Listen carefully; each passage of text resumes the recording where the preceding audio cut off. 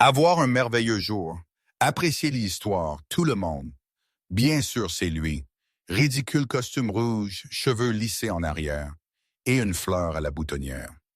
Violet marmonna à elle-même, se cachant derrière la fenêtre du café chic sur Park Avenue.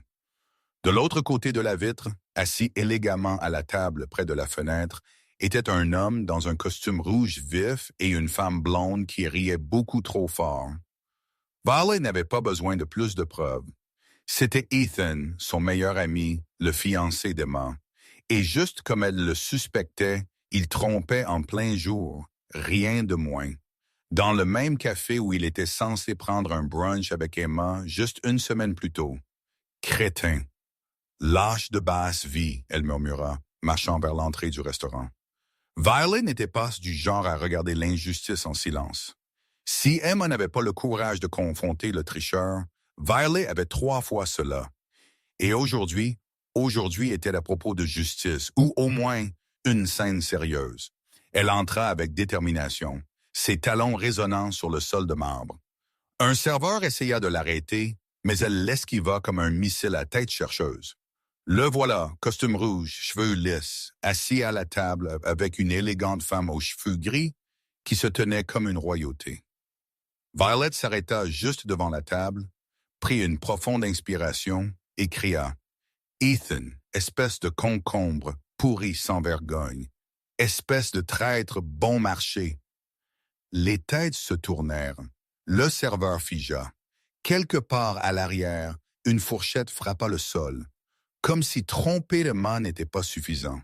« Maintenant, tu t'habilles comme ça, un costume rouge. Qui penses-tu être? » Le Père Noël de la trahison. Et vous, madame, sans offense. D'accord. Mais avec tout le respect, vous êtes élégante, raffinée. Vos cheveux brillent comme quelque chose sorti d'une publicité de shampoing. Mais ne pensez-vous pas que vous êtes un peu trop vieille pour lui?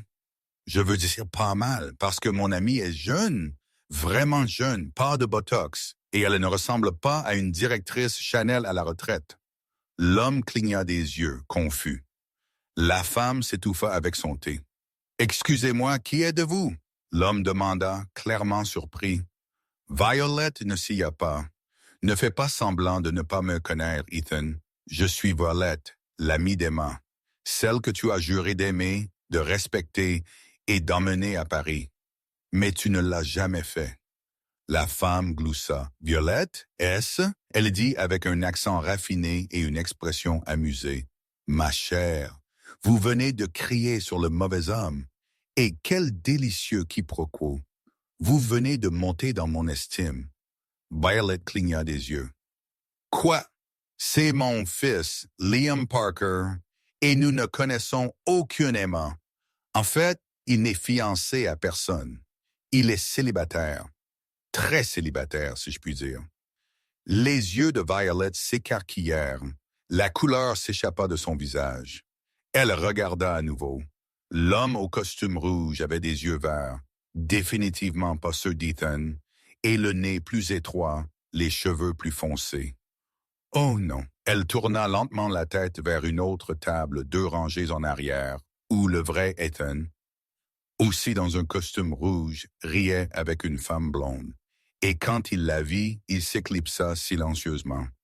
Elle avait fait une scène à la mauvaise table. « Oh, elle dit, sa voix maintenant à peine un murmure. Eh bien, c'est un peu embarrassant. » « Un peu? » Liam marmonna, essayant de cacher un sourire.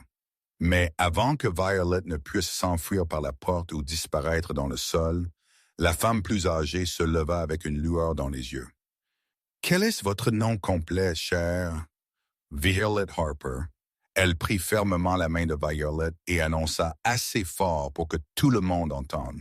« Violet Harper, un nom de star, une tempête de personnalité. »« Vous êtes parfaite. Parfaite pourquoi? » Violet demanda, toujours en mode pleine panique. « Pour remettre mon fils sur le droit chemin. »« Quoi? » ?»« C'est ça. Je suis Sophia Parker, mère du concombre pourri. Je veux dire, Liam. Et ma chère, si quelqu'un sur cette terre peut remettre ce garçon sur le droit chemin, c'est vous. » Liam toussa. « Maman, s'il te plaît, Non, Liam, je le pense. Tu t'entoures de fausses mondaines et de bénis oui-oui en costume. Et aujourd'hui, pour la première fois depuis des années, quelqu'un t'a dit la vérité toute nue. J'ai adoré. Violet cligna des yeux 3 fois. Est-ce que cela arrive vraiment? Oui. Et dis-moi, es-tu célibataire? Oui, mais quoi? Parfait, dit Sophia, tapant dans ses mains. Violet Harper, tu vas épouser mon fils. Le café entier s'étouffa. Liam s'étouffa. Violet s'étouffa si fort qu'elle toussa. Est-ce une sorte de farce? Elle demanda, regardant autour d'elle, s'attendant à voir une équipe de caméras cachées. Pas du tout. Je suis complètement sérieuse. Vous êtes exactement le genre de femme dont mon fils a besoin. Spontanée, honnête, hilarante et assez audacieuse pour crier dans un café bondé. Vous êtes pratiquement un miracle moderne. Liam, maintenant aussi rouge que son costume, essaya de protester. Maman, c'est fou. Tu ne la connais même pas. Nous en savons assez, Liam. Si tu ne l'épouses pas, je te déshériterai. Et Violette, si vous n'acceptez pas, je vous poursuivrai en justice pour diffamation et parjure pour avoir traité mon fils de concombre pourri devant 36 témoins. Quoi? C'est fou. Peut-être, mais c'est ma famille. Bienvenue, cher. Bien, j'accepte, dit Violet, résigné. Ne croyant toujours pas tout à fait ce qui se passait, Sophia Parker frappa des mains avec enthousiasme, tandis que Liam se frottait le visage, remettant clairement en question ses choix de vie. Le café était toujours complètement silencieux, avec chaque client regardant la scène comme si c'était un épisode de feuilleton en direct. « Excellent !» s'exclama Sophia. « Demain à 14h de l'après-midi à l'office du registre de Madison Avenue. Rien d'extraordinaire, juste les formalités nécessaires. Liam, tu amènes les témoins. Maman, c'est fou, Liam marmonna. Fou comme toi d'avoir 32 ans et de ne pas avoir une petite amie décente. Violet va être la meilleure chose qui te soit jamais arrivée. Tu verras. Violet quitta le café sous le choc, marchant dans les rues de Manhattan, comme si elle était dans un rêve étrange ou un cauchemar. Elle n'était toujours pas sûre. Le vent froid frappa son visage, la ramenant à la réalité. Elle venait d'accepter d'épouser un complet inconnu. 20 minutes plus tard, elle était à la porte de l'appartement qu'elle partageait avec Emma. Son amie était sur le canapé, regardant Netflix et mangeant du popcorn.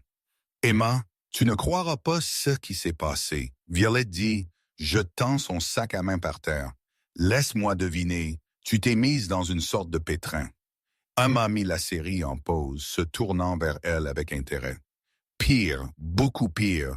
J'ai fait une scène, mais avec le mauvais homme. Que veux-tu dire? » Violette s'affala sur le canapé à côté de son amie et raconta toute l'histoire depuis qu'elle avait vu Ethan avec une autre femme jusqu'à l'incident du café et finalement la proposition folle de Sophia Parker avec chaque détail.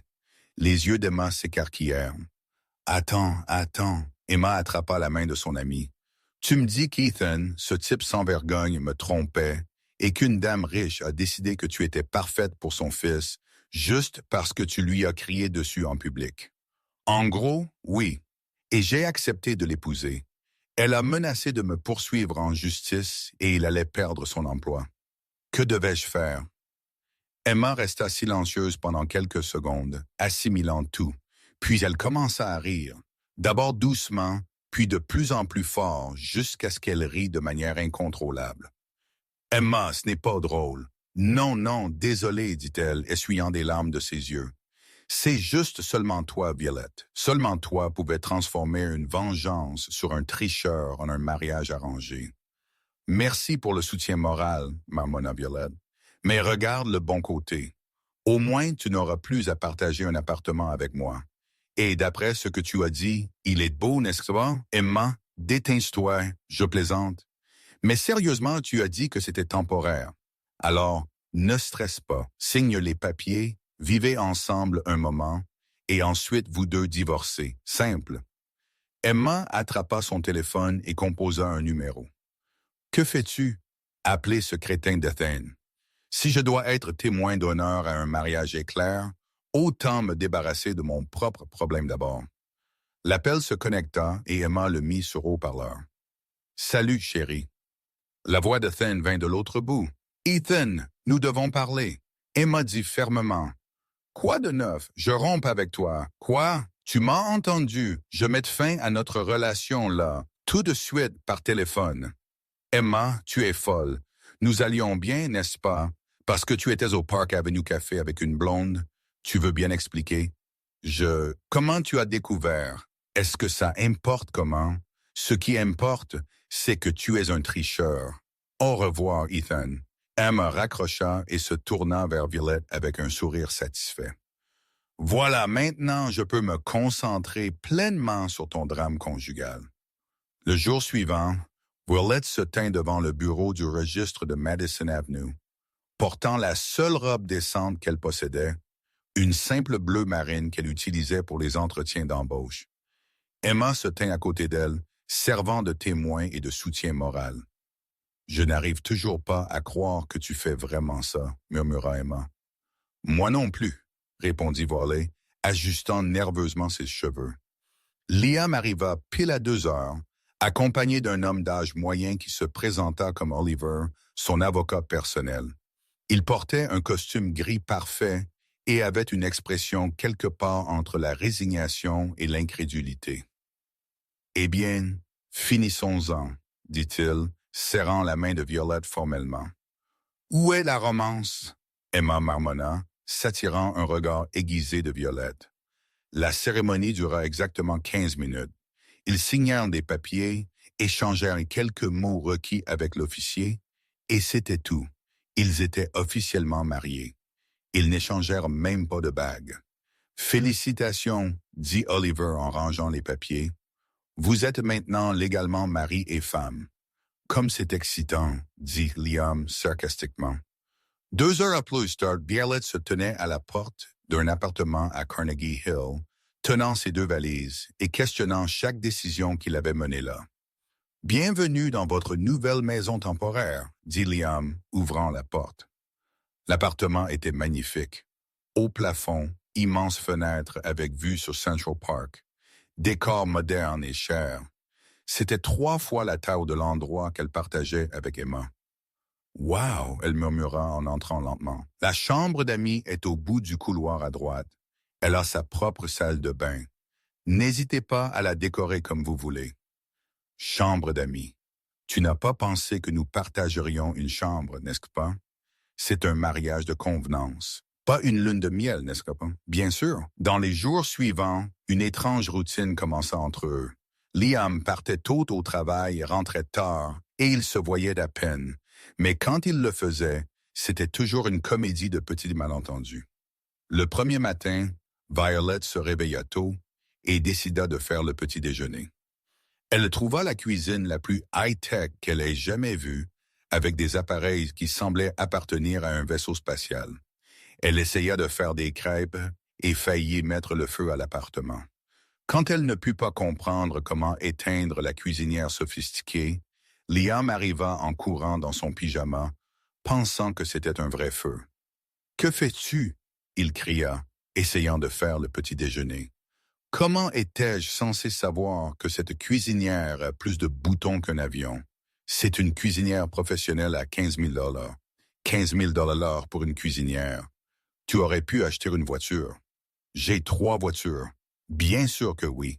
Le 2e jour, Violette décida de réarranger le salon parce que, selon elle, il n'avait pas de vie. Liam rentra du travail et trouva tous les meubles à des endroits différents. « Tu as tout déplacé, » dit-il debout à la porte. « Je l'ai rendu meilleur. Maintenant, il y a plus d'énergie, plus de mouvement. Avant, il ressemblait à un magazine de décoration intérieure, pas dessus. Je l'aimais comme c'était.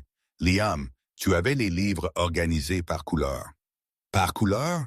Qui fait ça? Les gens organisés? Les gens sans imagination.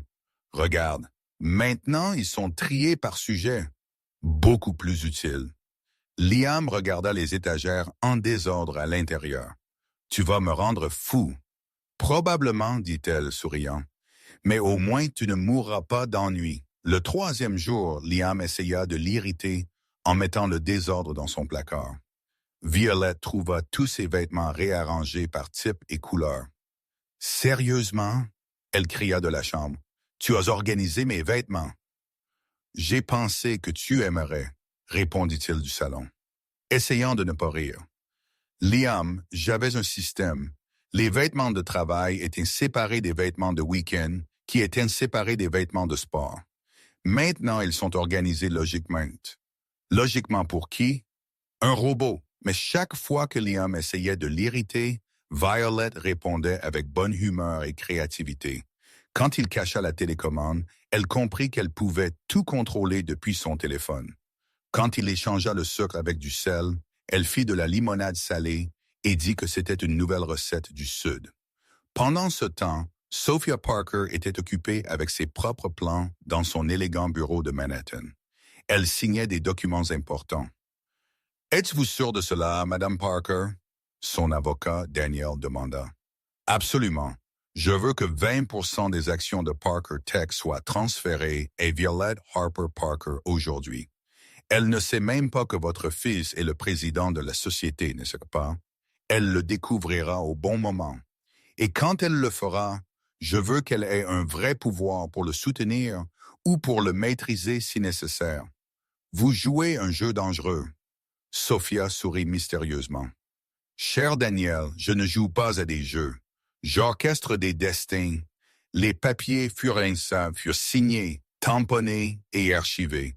Violet Harper Parker possédait maintenant une part considérable de l'une des plus grandes entreprises technologiques de New York sans avoir la moindre idée que sa vie était sur le point de changer complètement. De retour à l'appartement, Violet et Liam étaient dans la cuisine, essayant de décider quoi commander pour le dîner. « Pizza », dit Violet. « Sushi », dit Liam en même temps. Ils se regardèrent, et pour la première fois depuis le mariage, ils rirent ensemble. « Pizza avec des sushis pour dessert », suggéra-t-elle. « Tu es folle, dit-il, mais il souriait. « Et tu commences à aimer ça », répondit-elle. Et Liam ne savait pas quoi dire parce que peut-être, juste peut-être, elle avait raison. Le lundi suivant, Violette retourna travailler à l'hôtel Meridian avec un étrange sentiment de normalité. Même si elle s'était mariée juste une semaine plus tôt, sa routine professionnelle n'avait pas changé. Arriver à 8 heures, organiser des événements d'entreprise et s'assurer que tout se passe bien dans le département de l'hôtellerie. Ce à quoi elle ne s'attendait pas, c'était de trouver une figure familière debout au comptoir principal de la réception, portant un costume noir impeccable et un sourire qui n'atteignait pas ses yeux. « Kara Thornton », murmura Violet, s'arrêtant brusquement dans le couloir. Clara Thornton, sa camarade de collège, une rivale déclarée depuis le premier jour, et maintenant apparemment sa nouvelle patronne, la femme qui avait toujours rivalisé avec elle pour tout. Not stage, petits amis, même couleur de rouge à lèvres. « Violet Harper !» s'exclama Clara, marchant vers elle avec des pas prudents. « Quelle merveilleuse surprise de vous trouver ici, travaillant toujours comme coordinatrice d'événements, je suppose. »« Bonjour, Clara », répondit Violette, gardant son ton neutre. « Je ne savais pas que vous étiez à New York. »« Oh, cher, beaucoup de choses ont changé depuis le collège. J'ai été promue directrice générale de cet hôtel il y a 2 semaines, ce qui signifie... » Elle marqua une pause dramatique. « Je suis maintenant votre patronne. » Le sourire de Clara était plein de satisfaction.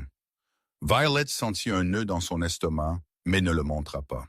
« Félicitations pour la promotion, » elle dit poliment. « Merci. Et en parlant de changement, j'ai entendu des rumeurs intéressantes à votre sujet. On dit que vous vous êtes marié récemment. Quel était son nom déjà? Liam quelque chose. » Violet fronça les sourcils. Comment Clara savait-elle pour son mariage? Liam Parker. Elle répondit avec prudence. Oh, d'accord. Parker, nom intéressant. Et que fait-il? Il travaille dans la technologie. Comme c'est vague. Eh bien, quoi qu'il en soit, j'espère que votre vie personnelle n'interférera pas avec votre performance professionnelle.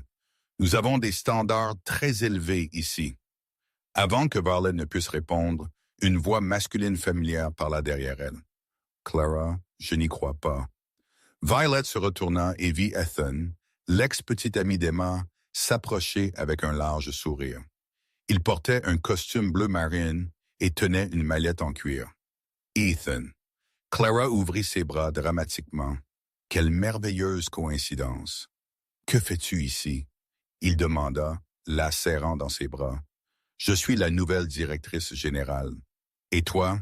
J'ai juste été embauché comme consultant financier de l'hôtel. Je m'occuperai de tous les audits et analyses coûts-bénéfices. Viola regarda l'échange et sentit que quelque chose n'allait pas. La coïncidence était juste trop grande. Violette, Ethan dit, la remarquant enfin. Quelle surprise de te voir travailler ici, Ethan. Elle répondit froidement. Oh, vous vous connaissez tous les deux? Clara demanda avec une fausse innocence. Ethan sortait avec ma meilleure amie jusqu'à la semaine dernière. Violet expliqua. Oh, Clara feignit de la surprise. Comme c'est délicat. Eh bien, j'espère que cela ne rendra pas le lieu de travail inconfortable. Au cours des semaines suivantes, il devint clair que Clara et Ethan s'étaient associés avec un seul but, rendre la vie de Violette misérable à l'hôtel. Cela commença par de petites choses. Clara changeait les corps de Violette à la dernière minute, l'assignait à des événements impossibles à organiser seule et remettait constamment en question ses décisions devant d'autres employés. Violette à propos de l'événement de jeudi. Clara dit pendant la réunion du matin, « Pourquoi avez-vous choisi des roses rouges pour la décoration? Ne pensez-vous pas que c'est un peu ordinaire? » Les roses rouges étaient une demande spécifique du client, répondit Violette calmement. Et vous n'avez pas essayé de suggérer quelque chose de plus raffiné, de plus élégant. C'est ce que nous attendons de nos coordinateurs. Créativité, pas juste suivre des instructions, ajouta Ethan, présent à la réunion en tant que consultant. En parlant de coûts, voilà, le budget des événements de vendredi a augmenté de 12%. Oh, comment expliquez-vous cela? Le client a demandé des changements de dernière minute au menu. Tout était documenté et approuvé par la direction précédente. Direction précédente, répéta Clara. Eh bien, maintenant nous avons de nouvelles normes. Ne laissons pas cela se reproduire. La campagne de sabotage s'intensifia. Clara commença à donner à Violet des informations incorrectes sur les heures et les spécifications des événements. Ethan découvrait des problèmes financiers dans les projets que Violet gérait, toujours devant les autres. Lors d'un événement corporatif majeur, ils réalisèrent le coup le plus humiliant à ce jour. Clara dit à Violet que l'événement commencerait à 19h, alors qu'en fait, il était prévu pour 18h. Quand Violet arriva avec 1 heure de retard, elle trouva des clients en colère et le chaos partout. « Violet !» Clara cria théâtralement devant tout le monde. « Où étiez-vous? » « L'événement a commencé il y a 1 heure. Vous m'avez dit que c'était à 19h, dit Violette, confuse. Voix chère, ça a toujours été 18h. C'est sur le calendrier depuis le début. Ethan apparut tenant une tablette. Je peux confirmer que voici le calendrier original. C'est toujours été 6. Violet regarda le document et vit qu'il disait bien 6. Elle était sûre que Clara avait dit 7, mais elle n'avait aucun moyen de le prouver. C'est inacceptable, continua Clara, élevant la voix pour que tout le monde puisse entendre. Nos clients ne peuvent pas être affectés par la négligence professionnelle. Je n'étais pas négligente, protesta Violette. Il y a eu un malentendu. Un malentendu? Ethan secoua la tête. Violet, c'est de l'irresponsabilité. Comment pouvez-vous coordonner des événements si vous ne pouvez même pas arriver à l'heure? Les clients chuchotaient entre eux, clairement mécontents. Violet sentit son visage brûler d'humiliation et de colère. Elle savait que c'était un coup monté, mais elle ne pouvait pas le prouver. « Nous réglerons ça plus tard, dit-elle, essayant de garder sa dignité. Pour l'instant, je dois m'assurer que l'événement se déroule parfaitement, et il s'est déroulé. Même en arrivant en retard, Violet réussit à tout organiser dans les moindres détails. L'événement fut un succès complet, mais les dégâts à sa réputation étaient déjà faits. Le jour suivant, Clara l'appela dans son bureau. « Violet, nous devons parler de votre performance. Ma performance a été excellente. Étant donné les circonstances, Clara fit semblant de ne pas comprendre. Cher, vous êtes arrivé 1 heure en retard à un événement corporatif important. C'est impardonnable. Vous m'avez dit que c'était à 7. Suggérez-vous que j'ai menti? Clara se leva, indignée. C'est une accusation très sérieuse.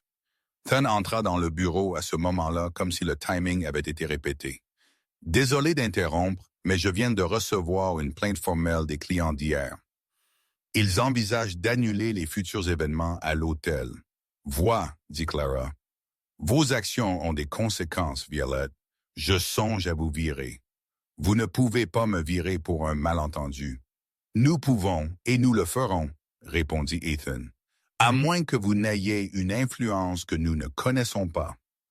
À ce moment exact, la porte du bureau s'ouvrit et Sophia Parker entra comme un ouragan élégant, vêtue d'un tailleur Chanel rose et portant un sac à main qui coûtait probablement plus que le salaire annuel de Violette. « Excusez-moi, dit-elle avec cet accent raffiné. Violette connaissait si bien « Je cherche ma belle-fille, Violette Parker. » Le bureau tomba complètement silencieux. Clara et Ethan figèrent. « Madame Parker, dit Violette surprise, que faites-vous ici? Je suis venue voir comment vous vous adaptez au travail, chère. » Et d'après ce que j'ai entendu dans le couloir, pas très bien, Sophia se tourna vers Clara avec un sourire qui n'atteignait pas ses yeux. « Vous devez être la directrice. Je suis Sophia Parker, présidente du groupe Parker, propriétaire de cet hôtel. Contente que je sois devenue pâle. Madame Parker, c'est un honneur, n'est-ce pas? Parce que d'après ce que je viens d'entendre, vous menacez de virer ma belle-fille pour un malentendu sur l'emploi du temps. Non, madame, c'est juste qu'Ethan, n'est-ce pas? » Sophia se tourna vers lui, l'ex-petite amie de la meilleure amie de Violet. « Quelle intéressante coïncidence que vous travailliez ici maintenant. » Ethan déglutit difficilement. « Madame, je silencieux. » Sophia leva la main. « Violet, chère, aimez-vous travailler ici? »« Oui, Madame Parker, mais ça a été difficile, j'imagine. » « Eh bien, j'ai une solution. » Sophia sortit un dossier de son sac à main. « Je viens de signer votre promotion au poste de vice-présidente des opérations hôtelières. » Effet immédiat. « Quoi? » Clara et Ethan s'exclamèrent ensemble. « Vice-présidente, » répéta Sophia calmement. « Cela signifie que Violette est maintenant votre supérieure. Clara et Ethan, vos services en tant que consultants ne sont plus nécessaires. Vous êtes virés. »« C'est impossible, » protesta Clara. « Elle n'a pas les qualifications pour être vice-présidente. »« Elle les a maintenant, » Sophia sourit. « Et si vous avez un problème avec cela, vous pouvez aussi remettre votre lettre de démission. » Ethan fit une dernière tentative. « Madame, avec tout le respect, mais cela ressemble à du népotisme. » Sophia le fixa avec un calme glacial. « Jeune homme, ma famille a construit cet empire quand vous étiez encore en couche. Ne me dites pas comment gérer mon entreprise. » Elle se tourna vers Violette. « Cher, votre nouveau bureau est au 12e étage. Je pense que vous aurez beaucoup de travail à réorganiser les choses ici. » Clara était blanche comme un linge. « Madame Parker, je m'excuse s'il y a eu un malentendu. »« Il n'y a pas eu de malentendu, » dit Sophia. « Il y a eu une tentative de sabotage de ma belle-fille. Vous avez 1 semaine pour prouver que vous méritez de continuer à travailler sous la supervision de Violette. » Sophia embrassa Violette sur la joue et murmura « Bienvenue au leadership, cher. Utilisez-le sagement. » Après le départ de Sophia, Violette regarda Clara et Ethan, qui étaient toujours sous le choc. « Eh bien, dit-elle calmement, je pense que nous avons beaucoup de travail devant nous. C'est elle, j'ai besoin d'un rapport complet sur toutes les opérations hôtelières sur mon bureau avant 9 heures du matin demain. Et Ethan, tu peux commencer à faire tes valises? » Ethan quitta le bureau en silence, vaincu. Clara resta là, essayant toujours de digérer ce qui venait de se passer. « Comment? » elle murmura. « Comment as-tu, Clara? » Violet dit, s'asseyant dans la chaise qui, il y a quelques minutes, appartenait à sa rivale. Tu as toujours sous-estimé les gens. Cela a toujours été ta faiblesse. Alors que Clara sortait du bureau, humiliée, Violet regarda par la fenêtre et sourit. Elle ne comprenait toujours pas entièrement tout ce qui se passait dans sa vie. Mais une chose était certaine. Sophia Parker était une belle-mère qui savait prendre soin de sa famille, et il semblait que Violet commençait à réaliser qu'elle avait plus d'influence qu'elle n'aurait jamais imaginé. 3 semaines après sa promotion soudaine au poste de vice-présidente, Violet commençait à s'adapter à sa nouvelle réalité. Son bureau au 12e étage avait une vue sur Central Park, un bureau en acajou qui coûtait plus qu'une voiture, et une assistante très efficace nommée Béatrice, qui gérait son emploi du temps avec une précision militaire. Clara, travaillant maintenant sous elle, était devenue l'image du professionnalisme forcé. Elle arrivait tôt, restait tard, et traitait Violet avec une politesse froide qui frôlait le comique. Selon les rumeurs, Ethan avait complètement disparu de New York, prenant soi-disant un emploi à Chicago. Ce jeudi-là, l'Hôtel Méridien accueillait l'événement le plus important du trimestre, le gala de charité de la Fondation Hamilton, qui rassemblerait l'élite de Manhattan pour collecter des fonds pour les hôpitaux pour enfants. Violet supervisait personnellement chaque détail, des arrangements d'orchidées blanches au menu de 5 plats, créés par le chef français le plus recherché de la ville. Vers 15h de l'après-midi, alors qu'elle supervisait l'installation dans la salle de bal principale, Violette entendit des voix élevées venant du couloir de service. Elle en reconnut immédiatement une. Maria Gonzalez, l'une des serveuses les plus dévouées de l'hôtel, travaillant toujours avec un sourire sincère et un œil aiguisé pour le détail. « Ce n'est pas vrai, dit Maria, sa voix tremblante. Je ne ferai jamais quelque chose comme ça. » « La preuve est claire, répondit une voix masculine dure que Violet reconnut comme Michael Lee, le superviseur de la restauration. 2 bouteilles de champagne Dom Pérignon sont manquantes de la réserve, et vous étiez la dernière à y avoir accédé hier soir. Violet s'approcha tranquillement et vit Maria les yeux rouges, tenant un mouchoir dans ses mains tremblantes. Michael se tenait les bras croisés, l'air sévère, tandis que Clara regardait avec un intérêt à peine dissimulé. « Monsieur Lee, dit Maria d'une voix brisée, je jure sur la vie de mes enfants que je n'ai rien pris. Vous me connaissez depuis 3 ans. Je ne volerai jamais cet hôtel. Les sentiments ne changent pas les faits. » Michael dit froidement, « L'inventaire était complet quand vous êtes parti, et ce matin, nous avons découvert que les bouteilles avaient disparu. Vous êtes les seules explications logiques. » « Mais ça n'a pas son sens, » Maria protesta. « Pourquoi volerais-je du champagne cher? »« Je ne bois même pas. » Clara intervint avec un faux sourire inquiet. « Maria chère, je sais que votre situation financière a été difficile. 2 petits-enfants, loyer en retard. Peut-être avez-vous pensé que vendre les bouteilles pourrait aider à résoudre quelques problèmes. Comment savez-vous pour ma situation financière? » Maria demanda, surprise. « Je suis la directrice, Maria. C'est mon travail de connaître mon personnel. » Garçon, vit-elle. Elle connaissait Maria depuis 2 ans et savait qu'elle était aussi honnête que possible. Elle travaillait 2 emplois pour élever seule ses enfants après le départ de son mari. Et elle n'avait jamais manqué un quart ou été en retard. « Excusez-moi, dit Violette intervenant.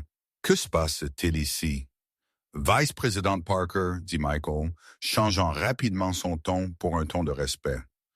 Nous traitons un vol. Maria Gonzalez a volé 2 bouteilles de Dom Pérignon de notre stock. C'est une accusation très sérieuse, dit Violette calmement. Avez-vous une preuve solide? Clara s'avança. La preuve circonstancielle est claire. Maria était la dernière dans la réserve et les bouteilles ont disparu pendant la nuit. Preuve circonstancielle? Violette répéta. Michael, montrez-moi exactement où ces bouteilles étaient stockées. Ils marchèrent vers la réserve climatisée au sous-sol. Michael montra une étagère dans la section spéciale des vins juste là. 3e étagère. Nous avions 12 bouteilles pour l'événement de ce soir. Maintenant, nous en avons 10. Violet examina la zone attentivement. Maria, dites-moi exactement ce que vous avez fait hier soir. Je suis venu chercher les verres en cristal pour l'événement d'aujourd'hui, dit Maria, tremblant toujours. Ils sont gardés dans ce meuble là-bas.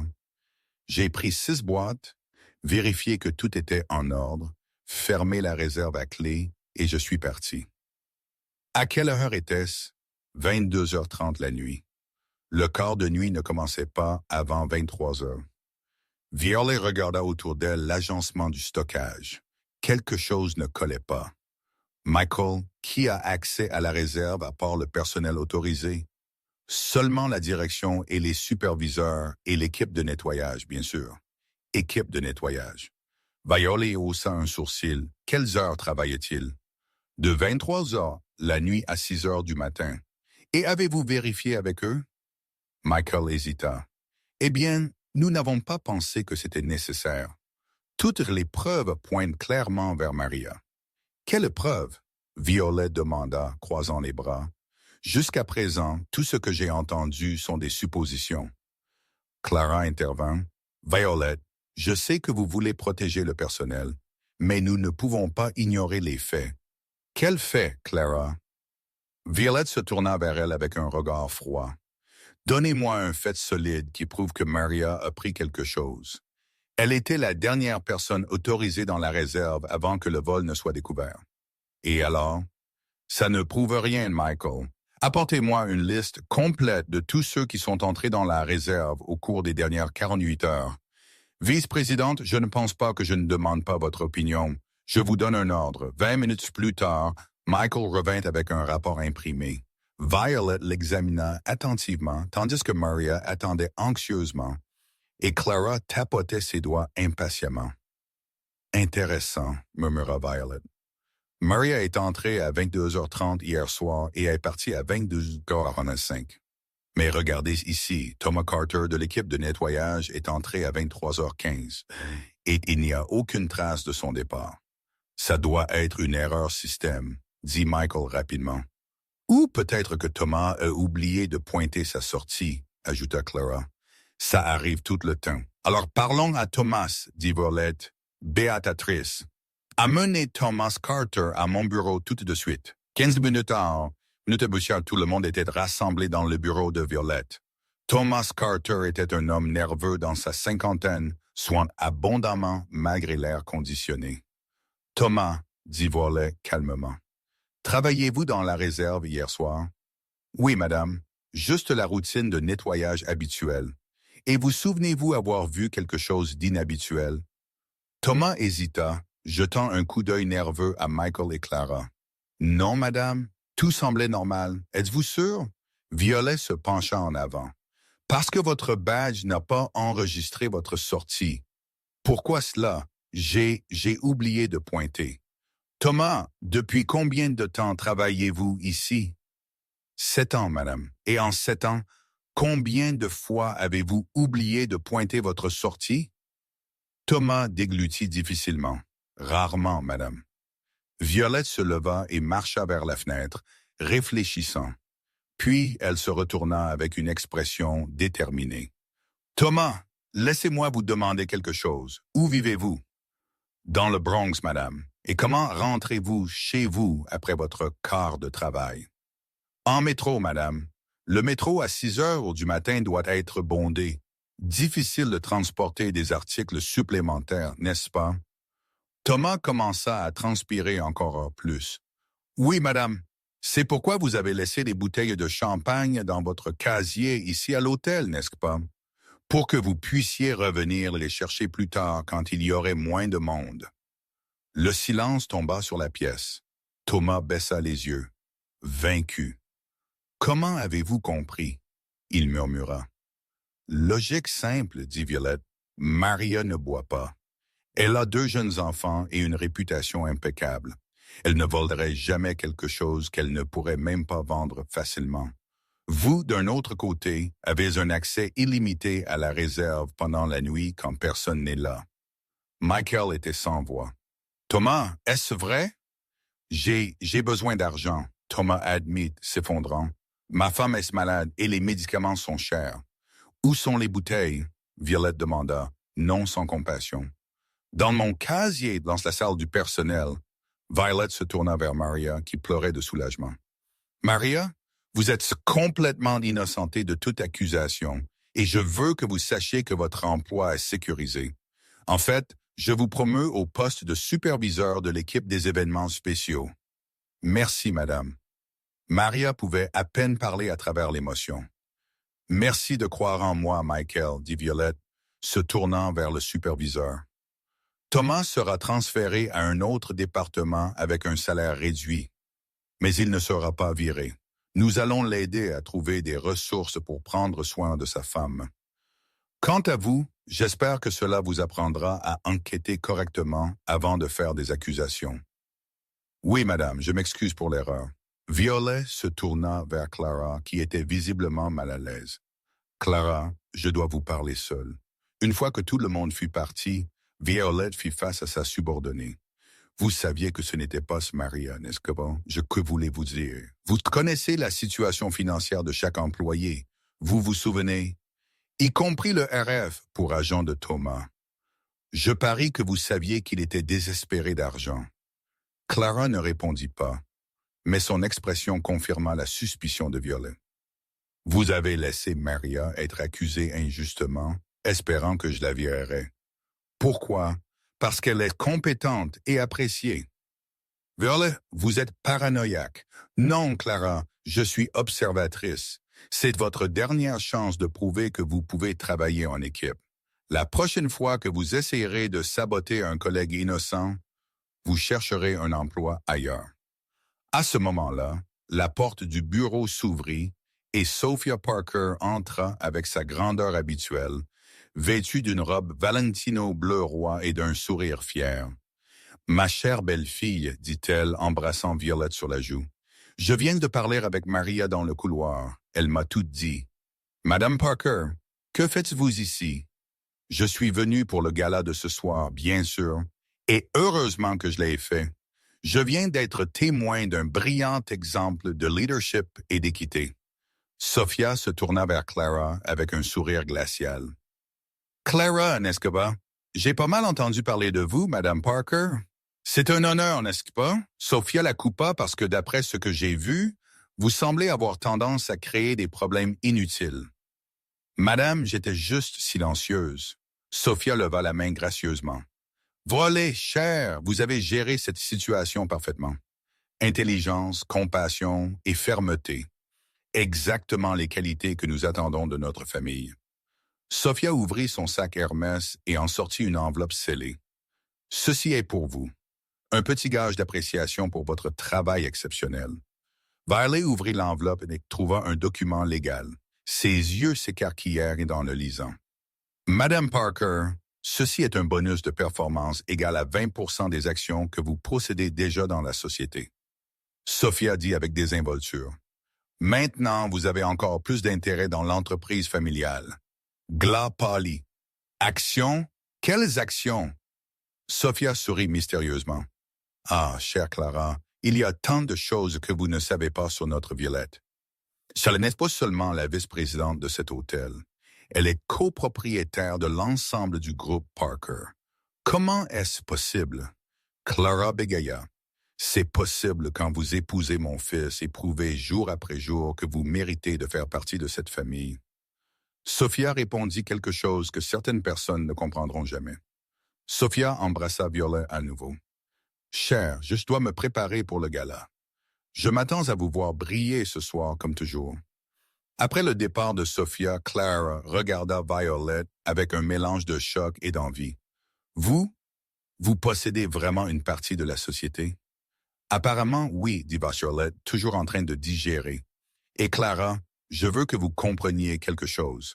Je n'utilise pas ce pouvoir pour blesser qui que ce soit. Je l'utilise pour protéger ceux qui méritent protection et pour faire ce qui est juste.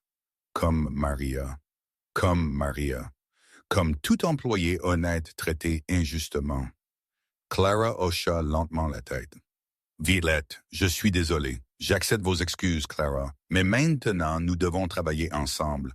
Nous avons un gala à gérer et il va être parfait. » Cette nuit-là, le gala de charité de la Fondation Hamilton fut un succès absolu. Violet se déplaçait dans la salle de bal, recevant des compliments des clients et des invités.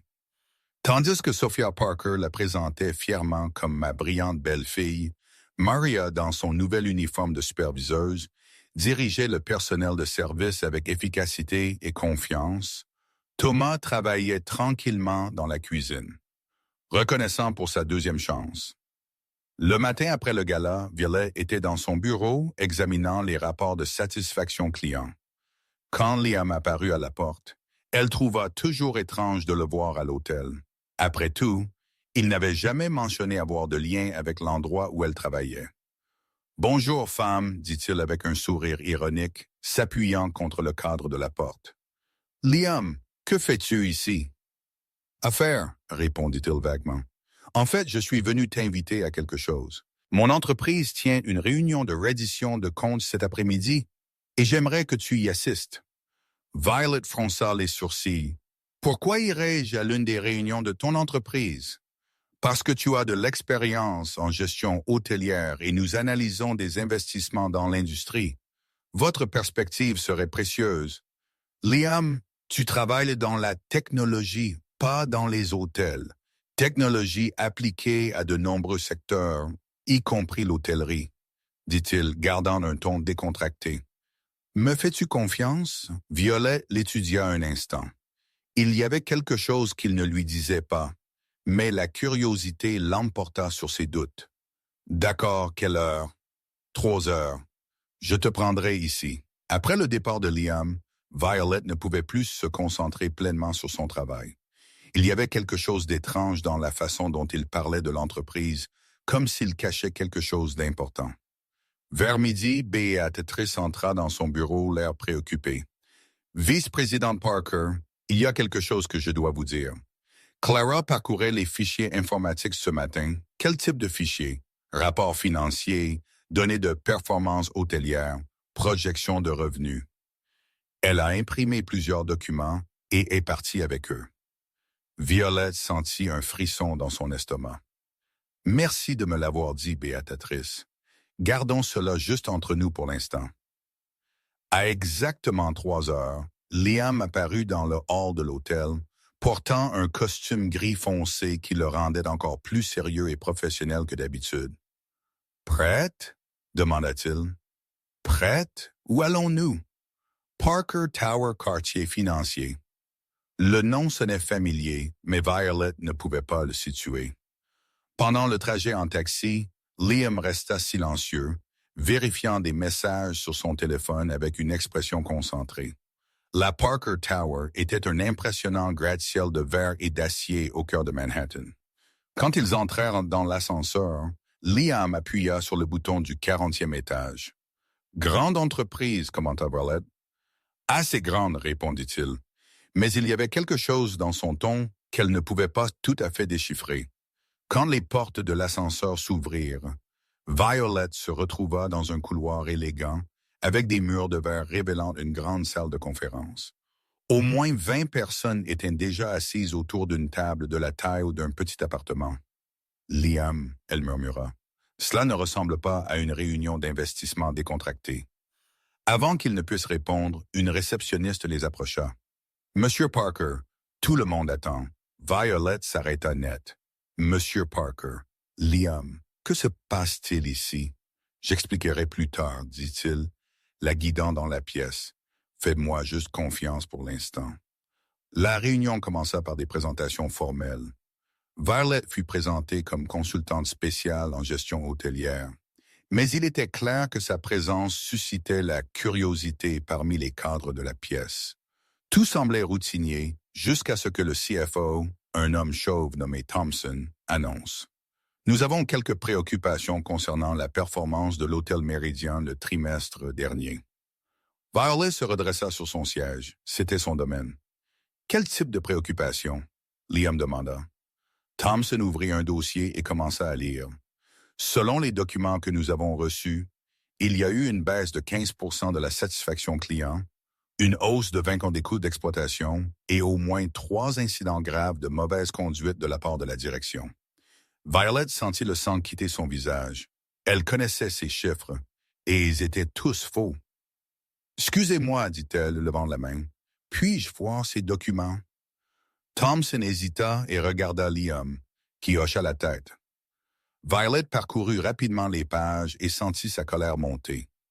Les données avaient été délibérément manipulées, des chiffres avaient été changés, des dates altérées, des rapports entiers fabriqués. Ces documents sont faux, dit-elle calmement. Un murmure se répandit dans la pièce. Thompson avait l'air offensé.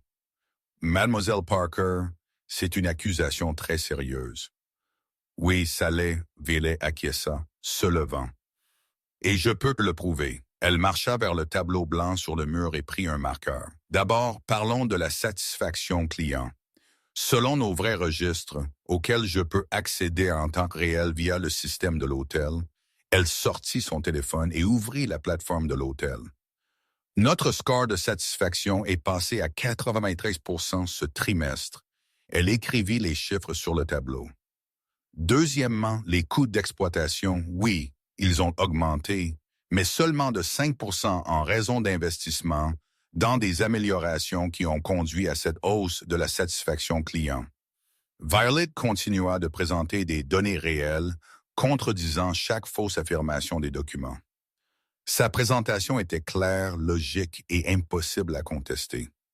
Et à propos des incidents de mauvaise conduite, dit-elle, se tournant pour faire face à Thompson. J'aimerais savoir d'où venait cette information, étant donné qu'il n'y a eu aucun incident signalé le trimestre dernier. La pièce tomba complètement silencieuse. Liam regarda avec un mélange de fierté et d'amusement. Aussi, ajouta Violet, pour dissiper tout doute sur ma capacité à interpréter ces données, je peux présenter le même rapport en anglais, espagnol et français. Elle se tourna vers le tableau blanc et commença à écrire couramment dans les 3 langues, traduisant chaque point clé de sa présentation. Les cadres regardèrent clairement impressionnés. « Et maintenant, dit-elle, écrivant rapidement, en espagnol. » Puis elle passa au service français. Quand elle eut fini, elle se tourna vers la pièce avec une expression calme. « Maintenant, j'aimerais vraiment savoir qui a fourni ces faux documents et pourquoi. » Thompson semblait visiblement mal à l'aise. « J'ai reçu ces rapports d'une source externe qui s'est identifiée comme la directrice de l'hôtel. » « Non? » Violet demanda froidement. « Clara Thornton. » Violet hocha la tête, non surprise. « Et j'imagine que la même source a suggéré que je n'étais pas la bonne personne pour représenter cette réunion. » « Eh bien, oui, » elle dit. « Vous n'aviez pas les qualifications appropriées pour pourquoi. » Violet croisa les bras. « Pour gérer un hôtel avec un taux de satisfaction client de 93%, pour organiser des événements qui génèrent des millions de revenus, ou pour présenter des données précises en 3 langues. » Liam se leva lentement, et pour la première fois depuis qu'ils étaient entrés dans la pièce, il prit une prestance que Violet n'avait jamais vue en lui auparavant. Autoritaire, confiant, clairement quelqu'un habitué à être aux commandes. « Mesdames et messieurs, dit-il fermement, j'aimerais clarifier quelques points. Premièrement, Violet Parker n'est pas juste une consultante. Elle est vice-présidente de l'Hôtel Méridien et ma femme. » Des murmures remplirent la pièce. Deuxièmement, quiconque essaie de saboter sa réputation ou de questionner sa compétence aura affaire directement à moi. Et troisièmement, il marqua une pause pour l'effet. J'espère qu'aujourd'hui a rendu clair le niveau d'excellence que nous attendons de notre équipe. Thompson avait l'air pâle. Monsieur Parker, je ne savais pas quel était votre film. Vous le savez maintenant, dit Liam sèchement.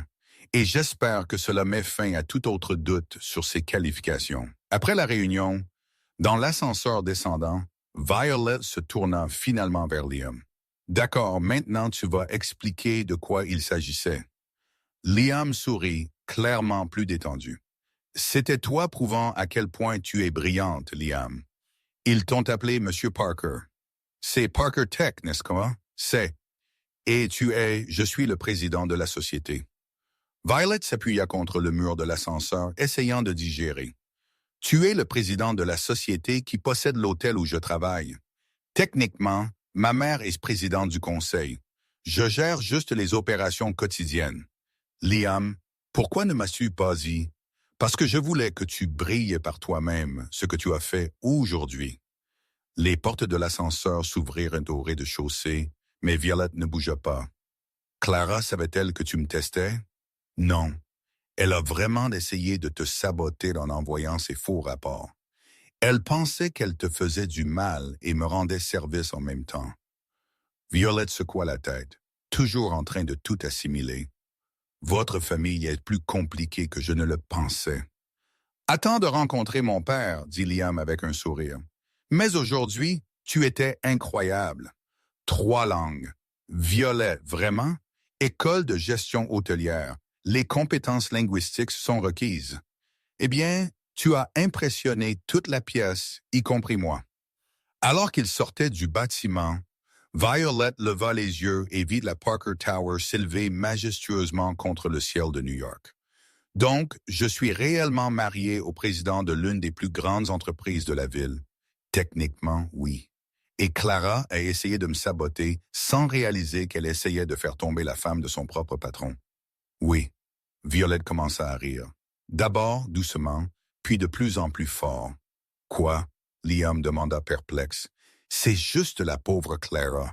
Elle n'a vraiment aucune idée dans quoi elle s'est mise, n'est-ce pas? Liam sourit aussi. Aucune. Mais toi, oui. Et pour la première fois depuis leur mariage arrangé, Violet regarda Liam et pensa que peut-être, juste peut-être, être mariée à lui n'était pas la pire chose qui lui soit jamais arrivée. Sur le chemin du retour, ils parlèrent plus en 30 minutes qu'ils ne l'avaient fait pendant toutes les semaines précédentes combinées. Alors, dit Violette, toujours en train de tout assimiler, votre mère a vraiment arrangé notre mariage, sachant exactement qui vous étiez et où je travaillais. Connaissant ma mère, elle a probablement enquêté sur toute votre vie avant notre jour de mariage, répondit Liam, riant. Sophia Parker ne fait rien par hasard. Cela explique beaucoup de choses, comme comment elle savait que je travaillais au Meridian et ma situation financière. Liam hocha la tête et sourit. Ils s'assirent en silence pendant quelques minutes, regardant la ville défiler. Finalement, Liam se tourna vers elle. « Violet, puis-je te demander quelque chose? »« Bien sûr. Regrettes-tu d'avoir dit oui à m'épouser? » Elle réfléchit attentivement avant de répondre. « Honnêtement, au début, oui. Je pensais que vous étiez tous complètement fous, mais maintenant, je ne sais pas. Ça a été intéressant. Intéressant. C'est une façon polie de dire chaotique, imprévisible et étrangement amusant. » Liam rit. C'est la meilleure description de ma famille que j'ai jamais entendue. « Et toi? » Violette demanda. « Le regrettes-tu? » « Étonnamment, non, dit-il, la regardant droit dans les yeux. En fait, je voulais t'inviter à autre chose. Quel genre d'invitation? Parce que si c'est pour une autre réunion d'affaires, je préférerais ne pas. Non, Liam rit. Dîner ce soir, un vrai dîner. Pas ces repas étranges que nous avons à la maison où nous faisons semblant d'être juste des colocataires. Violette sentit quelque chose d'étrange dans son estomac. Comme un rendez-vous. Exactement comme un rendez-vous. Elle l'étudia un instant. Il y avait quelque chose de différent chez Liam depuis la réunion. Moins formel, plus authentique. D'accord, elle a finalement dit, mais je choisis le restaurant. Marché conclu. Pour plus tard, Liam se tenait à la porte d'un petit restaurant italien dans le village, clairement hors de sa zone de confort. L'endroit était douillet, avec des tables bien trop proches les unes des autres, et un menu écrit à la main sur un tableau noir. « Violet, dit-il quand elle arriva, es-tu sûr que c'est le bon endroit? Liam, tu as mangé dans des restaurants étoilés au Michelin toute ta vie.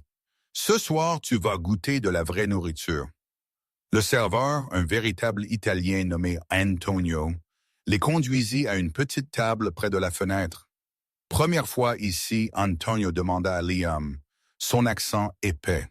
« Oui, répondit Liam, regardant nerveusement le menu manuscrit.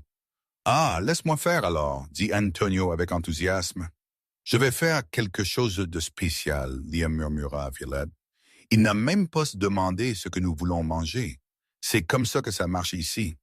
Antonio décide ce que tu dois manger en fonction de ton visage.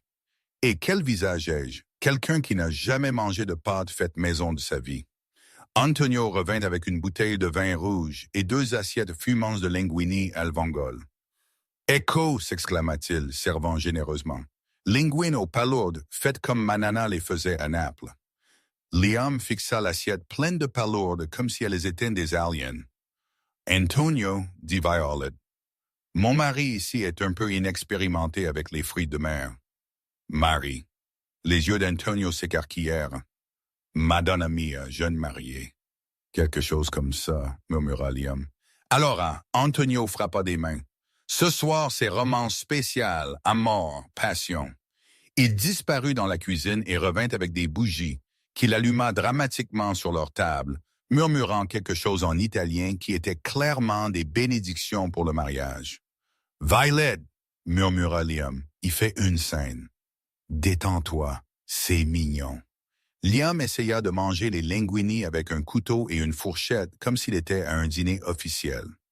Violet rit. « Liam, tu manges des pâtes, tu ne fais pas de chirurgie cardiaque. Y a-t-il une bonne façon de manger ça? » Comme ça, elle lui montra en roulant les pâtes sur sa fourchette à l'aide d'une cuillère. Tu vois, simple. Liam essaya de la copier mais finit avec la moitié de l'assiette sur son menton. Violet rit si fort qu'elle faillit renverser son vin. « Ne te moque pas de moi, dit-il, mais il souriait aussi. « Désolé, mais tu devrais te voir. » Le grand président de Parker, vaincu par une assiette de pâtes, Antonio réapparut, cette fois avec un petit accordéon. « Perle Pocini » annonça-t-il, commençant à jouer une chanson italienne romantique. « Oh non » murmura Liam. « Oui » dit Violette, s'amusant complètement.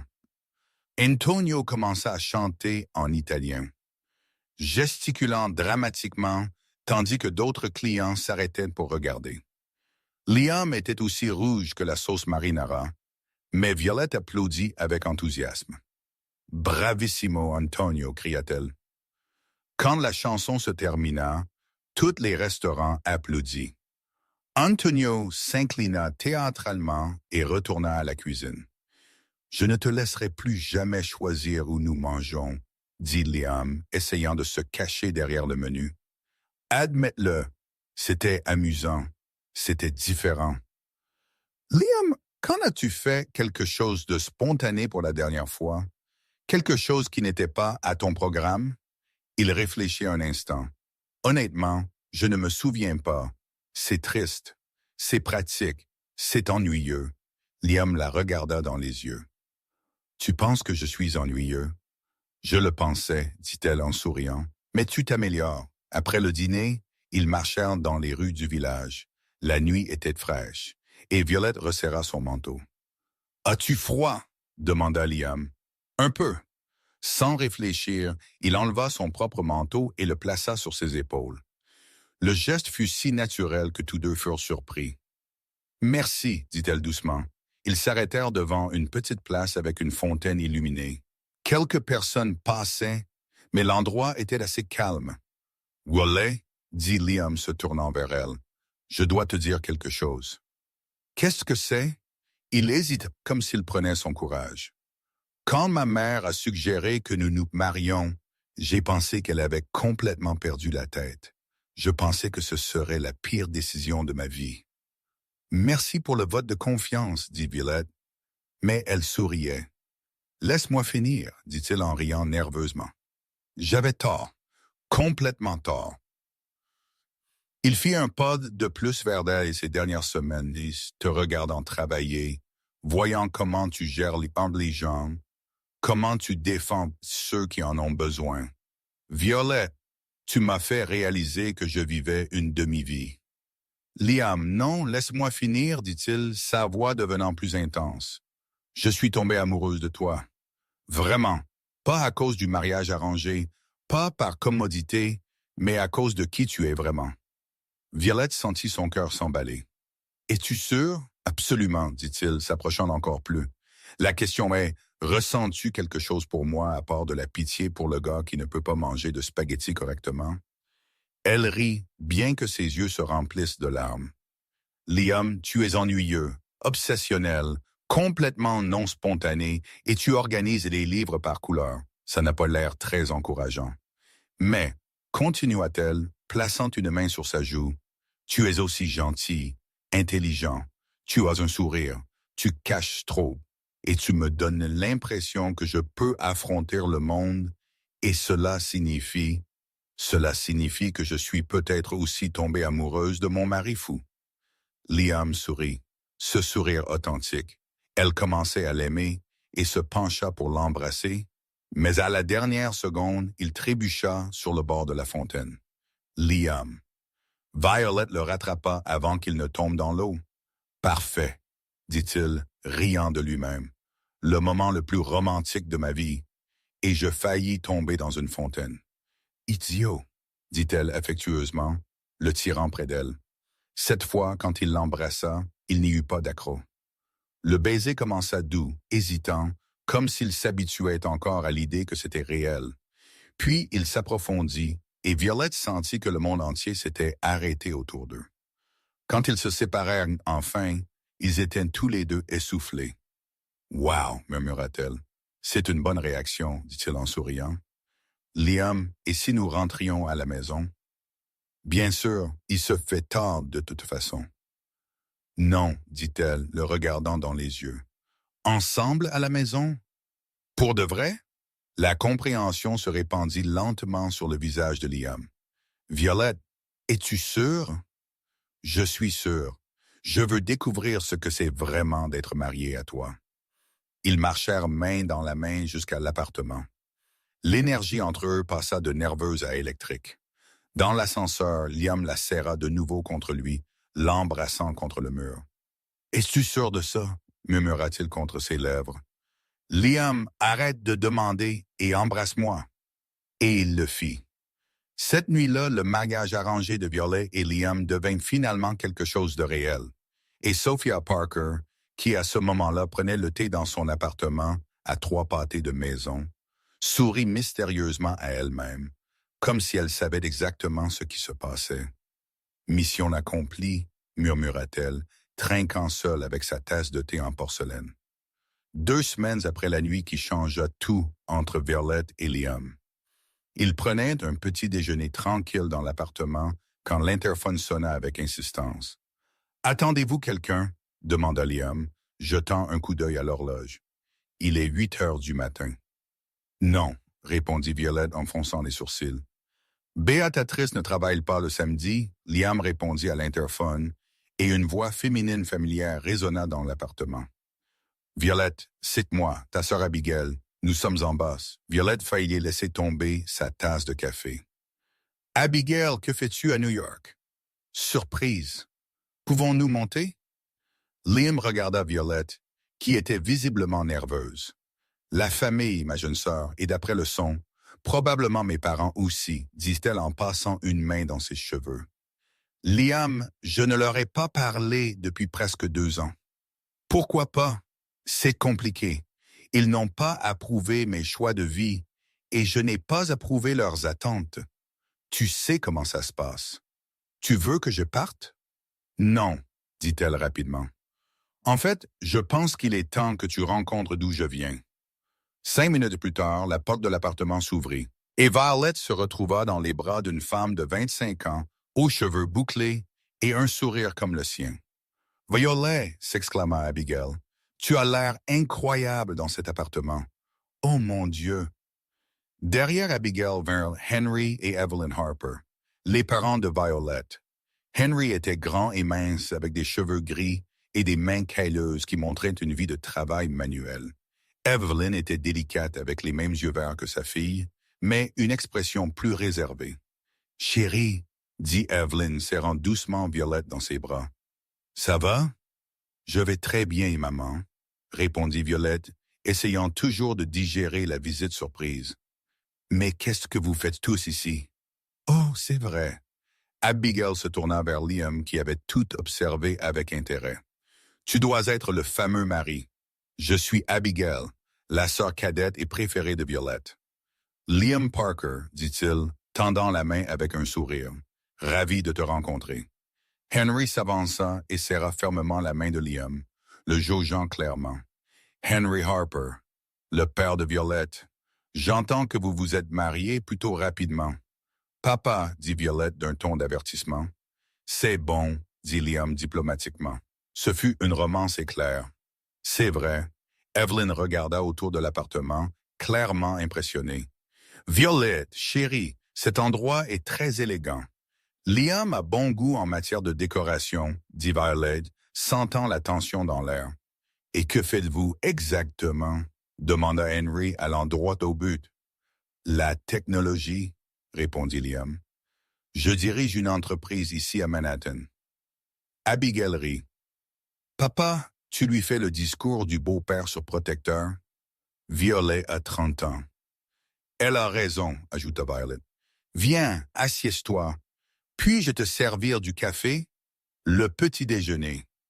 Pendant que Violet faisait du café et que Liam essayait de briser la glace en discutant des Knicks avec Henry, Abigail tira sa sœur à part dans la cuisine. « Vi, je dois te parler, murmura-t-elle.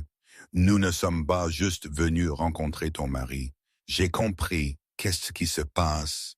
Tu te souviens du magasin d'antiquités de maman et papa? Bien sûr, il est toujours ouvert. Non seulement ouvert, il est florissant, dit Abigail avec enthousiasme. Papa a découvert qu'il avait un vrai talent pour restaurer de vieux meubles, et maman a commencé à vendre en ligne. Ils reçoivent des commandes de tout le Nord-Est. Violet eut un sourire sincère pour la première fois depuis l'arrivée de sa famille. C'est merveilleux. J'ai toujours su que papa avait un don. Le problème, c'est qu'ils ont atteint la limite de ce qu'ils peuvent gérer seuls. Ils ont besoin de s'étendre, d'embaucher des gens, d'acheter de meilleurs équipements, mais ils n'ont pas le capital. « Oh, dit Violet, comprenant enfin. Vous te demandez un prêt. Pas un prêt, dit Abigail rapidement. Un investisseur, quelqu'un qui croit en l'entreprise et veut en faire partie. » Violet resta silencieuse un instant. « Abigail, j'ai quelques économies, mais je ne suis pas sûr que nous ne demandions pas ton argent. » Abigail l'interrompit. « Nous demandons ton aide pour trouver quelqu'un qui pourrait être intéressé. » Ils retournèrent au salon où Henry montrait des photos sur son téléphone à Liam. « Regarde cette armoire que j'ai restaurée le mois dernier. » Henry disait fièrement. « Elle était en terrible état quand je l'ai trouvée, mais regarde-la maintenant. » Liam étudia les photos avec un intérêt sincère. « Travail impressionnant, Monsieur Harper. Combien de temps cela a-t-il pris? » 3 semaines. Juste en travaillant pendant mon temps libre. Si je le faisais à plein temps, je pourrais en finir une en 1 semaine. Et combien l'avez-vous vendu? 200 $. Je l'ai acheté pour 50. Liam laissa échapper un léger sifflement. C'est une excellente marge bénéficiaire. Evelyn rejoignit la conversation. Liam, la partie en ligne de l'entreprise, a augmenté de 300% l'année dernière. Nous avons une liste d'attente de 2 mois pour les pièces restaurées. Maman, dit Violette, surprise, tu diriges une entreprise maintenant. Ta mère a toujours eu le sens des affaires, dit Henry. Il m'a juste fallu 30 ans pour commencer à écouter ses conseils. Abigail parla à Liam des plans d'expansion pendant que Violet observait sa famille avec des yeux nouveaux. Ce n'étaient pas les mêmes personnes qu'elle avait quittées il y a 2 ans. Il y avait une nouvelle énergie, un sens clair du but. « Je vois, » dit Liam après avoir tout entendu. « Vous avez besoin de financement pour grandir, mais vous voulez que cela reste une entreprise familiale. » Exactement, dit Henry. « Nous ne cherchons pas à vendre notre âme, juste à ouvrir plus d'opportunités. » Liam se leva et marcha vers la fenêtre, pensif. Violet le connaissait assez bien maintenant pour voir qu'il élaborait quelque chose dans sa tête. « Monsieur et Madame Harper, dit-il finalement. « Que diriez-vous que je vous fasse une offre, Liam? » dit Violet. Nerveuse, « Tu n'as pas à le faire, laisse-moi finir, » dit-il, lui souriant. « Vous avez besoin d'investissement, j'ai besoin de diversifier certains actifs. Que diriez-vous d'un vrai partenariat? » Henry haussa un sourcil. « Quel genre de partenariat? » Parker Tech investit 200 000 $ pour aider à développer votre entreprise. Vous conservez 70% de la propriété et nous prenons 30% avec l'argent. Nous fournirons des conseils techniques pour améliorer vos ventes en ligne et votre logistique. La pièce devint complètement silencieuse. Evelyn tenait la main de Henry. 200 000 $, murmura Henry. Fils, c'est 10 fois plus que ce dont nous pensions avoir besoin. Avec ce montant, expliqua Liam, vous pourriez ouvrir un deuxième magasin, embaucher une équipe complète et avoir encore beaucoup pour le marketing numérique. Il se tourna vers Abigail. Tu as étudié les affaires, n'est-ce pas? Oui. J'ai obtenu mon diplôme il y a 2 ans. Parfait. Tu serais notre point de contact entre Parker et l'entreprise familiale. Salaire compétitif, avantage complet. Abigail regarda ses parents, puis Violette, ne sachant pas quoi dire. Liam, dit Violette, touchant son bras. Puis-je te parler 1 minute? En privé? Ils allèrent dans la chambre, laissant la famille Harper tranquillement en train de digérer la proposition. Liam, c'est très généreux. Mais tu ne connais pas mon père. Il est trop fier pour accepter la charité. Ce n'est pas de la charité, dit Liam. Sérieusement, Violette, j'ai rapidement examiné les chiffres qu'ils ont mentionnés. Cette entreprise a un réel potentiel de croissance. Marge bénéficiaire élevée, demande croissante, avantage concurrentiel. C'est un investissement intelligent. Es-tu sûr? Absolument. De plus, il sourit chaleureusement. Ils sont ta famille et maintenant, ils sont aussi ma famille. Quand ils retournèrent au salon, Henry regardait des photos sur le téléphone d'Evelyn. Liam, dit-il, cette offre est très généreuse, mais je dois être honnête, je n'ai jamais travaillé avec des investisseurs corporatifs. J'ai peur de perdre le contrôle de ce que j'ai construit. Je comprends parfaitement, dit Liam. Que dirais-tu de ça? Nous faisons une période d'essai de 6 mois. Si vous n'êtes pas satisfaite du partenariat, nous rachèterons notre part pour le montant investi plus 10%. Evelyn regarda son mari Henry. Cela pourrait être la chance que nous attendions. Et comment Violet serait-elle impliquée? Demanda Henry. En tant que consultante familiale, répondit Liam immédiatement. Elle comprend à la fois le côté commercial et le côté personnel. Elle serait parfaite pour s'assurer que le partenariat fonctionne pour tout le monde. Abigail sauta pratiquement du canapé. « Papa, maman, vous devez accepter ça. C'est l'opportunité de nos vies. » Henry regarda Violette. « Chérie, qu'en penses-tu? » Violette sentit ses yeux se remplir de larmes. Il y a 2 ans, quand elle était partie de la maison, les choses avaient été tendues et froides. Maintenant, son père lui demandait son avis sur une décision familiale importante. « Je pense que vous avez construit quelque chose de magnifique, dit-elle. Et je pense que vous méritez la chance de voir jusqu'où cela peut aller. » Henry tendit la main à Liam. « Partenaire, vous avez un accord. » Pendant que Liam et Henry discutaient des détails pratiques, Evelyn s'approcha de Violette. « Chérie, je veux m'excuser pour la façon dont les choses se sont passées quand tu as quitté la maison. » « Maman, non. Laisse-moi le dire. Tu as eu raison de suivre tes propres rêves. Et regarde ce que tu as accompli. » Elle regarda autour de l'appartement, puis Liam. « Je suis fier de toi. » Violet serra sa mère dans ses bras, sentant comme si un poids qu'elle avait porté pendant des années avait finalement été levé. « Tu m'as manqué aussi, » murmura-t-elle. Abigail rejoignit le câlin. Famille Harper réunie, et maintenant avec un partenaire milliardaire. « Milliardaire? » demanda Violette, regardant Liam. « Elle exagère, dit Liam, rougissant légèrement. « Je suis juste très aisé. » Henry rit. « Fils, peu importe combien d'argent tu as. Ce qui importe, c'est que tu rendes ma fille heureuse. Et à en juger par son sourire, tu fais du bon travail. » Cet après-midi-là, tandis que la famille Harper explorait Manhattan avec Liam, agissant comme leur guide touristique personnel, Violet réalisa que sa vie avait complètement changé. Non seulement elle avait trouvé l'amour là où elle s'y attendait le moins, mais elle s'était aussi reconnectée avec sa famille. Et pour la première fois depuis longtemps, l'avenir semblait rempli de possibilités infinies. 6 semaines après la visite de la famille Harper, Violet était dans son bureau à l'hôtel quand une vague de nausées soudaine la frappa. Elle se précipita vers la salle de bain privée, se tenant de la bouche, Et quand elle revint, Béatrice la regardait avec inquiétude. Vice-présidente Parker, ça va? C'est la 3e fois cette semaine.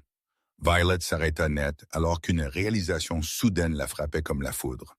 3 semaines de nausées matinales, une fatigue inexpliquée, et ses règles étaient en retard. B, annule mes rendez-vous de cet après-midi, dit-elle, attrapant rapidement son sac. Je dois m'occuper de quelque chose d'urgent. 1 heure plus tard, Violet était assise dans sa salle de bain à la maison, fixant 2 tests de grossesse, montrant le même résultat. Positif. « Oh mon Dieu !» murmura-t-elle, déchirée entre la panique et l'excitation. « Oh mon Dieu! Oh mon Dieu !» Elle entendit la porte d'entrée s'ouvrir et la voix de Liam résonna dans l'appartement. « Violet, je suis à la maison. Béatrice m'a appelé en disant « Tu es parti tôt !»« Je suis là !» cria-t-elle, toujours sous le choc. Liam apparut à la porte de la chambre. « Ça va ?» Béatrice a dit que tu ne te sentais pas bien. Il s'arrêta quand il vit son expression et les tests dans sa main. « Violet, sont-ils positifs? »« Oui, dit-elle, sa voix à peine un murmure. »« Liam, je suis enceinte. » Le silence dura exactement 3 secondes avant que Liam ne traverse la pièce en 2 enjambées, ne prenne Violette dans ses bras et ne la fasse tourner dans la maison. « Vraiment? » cria-t-il riant. « Vraiment, Liam. Pose-moi, j'ai la nausée. » Il la posa doucement sur le canapé, s'agenouilla devant elle et lui tint les mains. « Comment te sens-tu? Es-tu heureuse? Effrayée? Devrions-nous appeler un médecin, planifier des tests? » Liam, respire, dit-elle, riant de son excitation. « Je suis heureuse, effrayée aussi, mais heureuse. Nous allons avoir un bébé, dit-il comme s'il testait les mots. Un bébé. Violet. Nous allons avoir un bébé, répéta-t-elle. Et cette fois, elle pouvait ressentir la pleine joie de cela sans crainte. Liam l'embrassa doucement. « Je t'aime tellement. Je t'aime aussi. » La semaine suivante, ils l'annoncèrent à Sophia, qui réagit comme si elle venait de gagner à la loterie. Elle pleura, cria et commença immédiatement à planifier comment transformer l'une des chambres supplémentaires en une chambre de bébé digne de la royauté. Ce fut aussi la semaine où Lauren Bennett entra dans leur vie. Violet déjeunait avec Liam dans un restaurant près de Parker Tower quand une femme élégante s'approcha de leur table. Elle était grande, blonde, portant une robe de créateur qui coûtait probablement plus que ce que la plupart des gens gagnent en un mois. « Liam Parker », dit-elle avec un grand sourire. « Quelle merveilleuse coïncidence de vous croiser ici. » Liam leva les yeux, ne la reconnaissant clairement pas au début. « Désolé, vous êtes Lauren Bennett de Bennett Industries. Nous nous sommes rencontrés lors de l'événement de bienfaisance du club de campagne le mois dernier. »« Oh, c'est vrai, Lauren, c'est ma femme, Violette. » Le sourire de Lauren s'altéra juste une seconde. « Femme? Je ne savais pas que vous vous étiez mariée récemment, » dit Liam, prenant la main de Violette sur la table. « Comme c'est intéressant, » dit Lauren rapidement, se reprenant. « Eh bien, je ne veux pas interrompre, mais Liam, j'aimerais vous parler de quelques opportunités d'affaires. Que diriez-vous de planifier un déjeuner? » « Vous pouvez contacter mon assistante, » dit poliment Liam. « Elle gère tous mes rendez-vous professionnels. » Après le départ de Lauren, Violet haussa un sourcil. Qui était-ce? Fille du propriétaire de Bennett Industries, l'une des plus grandes sociétés d'investissement de la côte Est, et elle semblait intéressée par plus que des affaires. Liam rit. « Violet, es-tu jalouse? »« Peut-être juste un peu. »« Eh bien, ne le sois pas. Je n'ai Dieu que pour ma femme enceinte. » 3 jours plus tard, Lauren se présenta au bureau de Liam sans préavis, passant devant la réceptionniste comme si elle était chez elle. « Liam, » dit-elle en entrant dans son bureau. « Nous devons parler, Lauren. Tu aurais dû planifier une réunion. »« Cela ne peut pas attendre, » dit-elle, s'asseyant sur la chaise en face de son bureau. « Liam, je serai direct. Nos entreprises ensemble seraient une force imbattable sur le marché. Une fusion Bennett Parker dominerait 3 industries. Merci pour l'offre. » Mais Parker n'est pas intéressé par les fusions pour le moment. Et si je disais qu'il y a plus que des affaires? Elle se pencha. Liam, nous savons tous les deux que les mariages stratégiques sont courants dans notre monde. Toi et moi ensemble serions Lauren. Liam l'interrompit fermement. Je suis marié, heureusement marié. À qui? Cette fille du restaurant? Lauren rit d'un air dédaigneux. Liam, sois réaliste. Tu as besoin d'une femme qui comprend ton monde, qui peut compléter ton entreprise, quelqu'un de ton niveau social, quelqu'un comme toi, exactement comme moi. Liam se leva. Lauren, laisse-moi être très clair. J'aime ma femme. Je ne suis pas intéressé par les fusions, les partenariats ou tout arrangement impliquant. Et si tu ne peux pas accepter un non, nous devrons peut-être reconsidérer tout lien professionnel entre nos entreprises. Lauren se leva aussi, son visage rouge de colère et d'humiliation. Tu vas le regretter, Liam. Quand ta petite femme te montrera qui elle est vraiment, tu le regretteras. Elle sortit en claquant la porte derrière elle. Liam prit une profonde inspiration et appela la sécurité, leur disant que Lauren Bennett n'était plus autorisée à entrer dans le bâtiment sans sa permission expresse.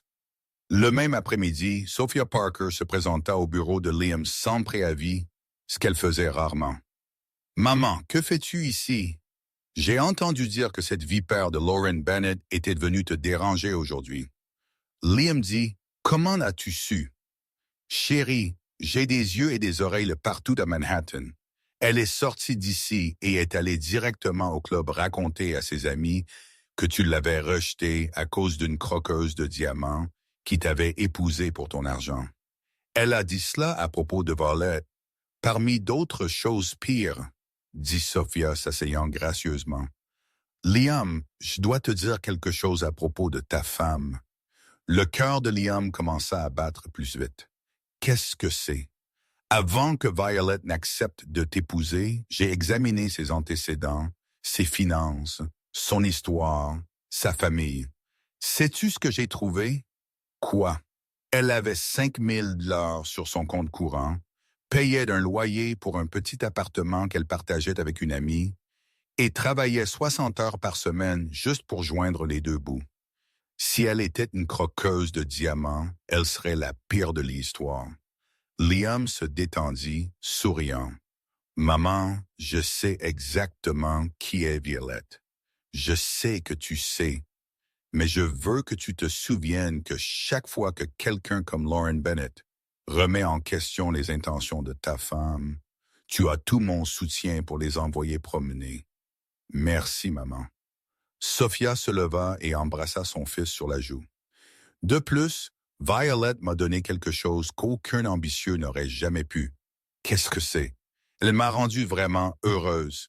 Et maintenant, elle me donne un petit enfant. Sophia sourit mystérieusement.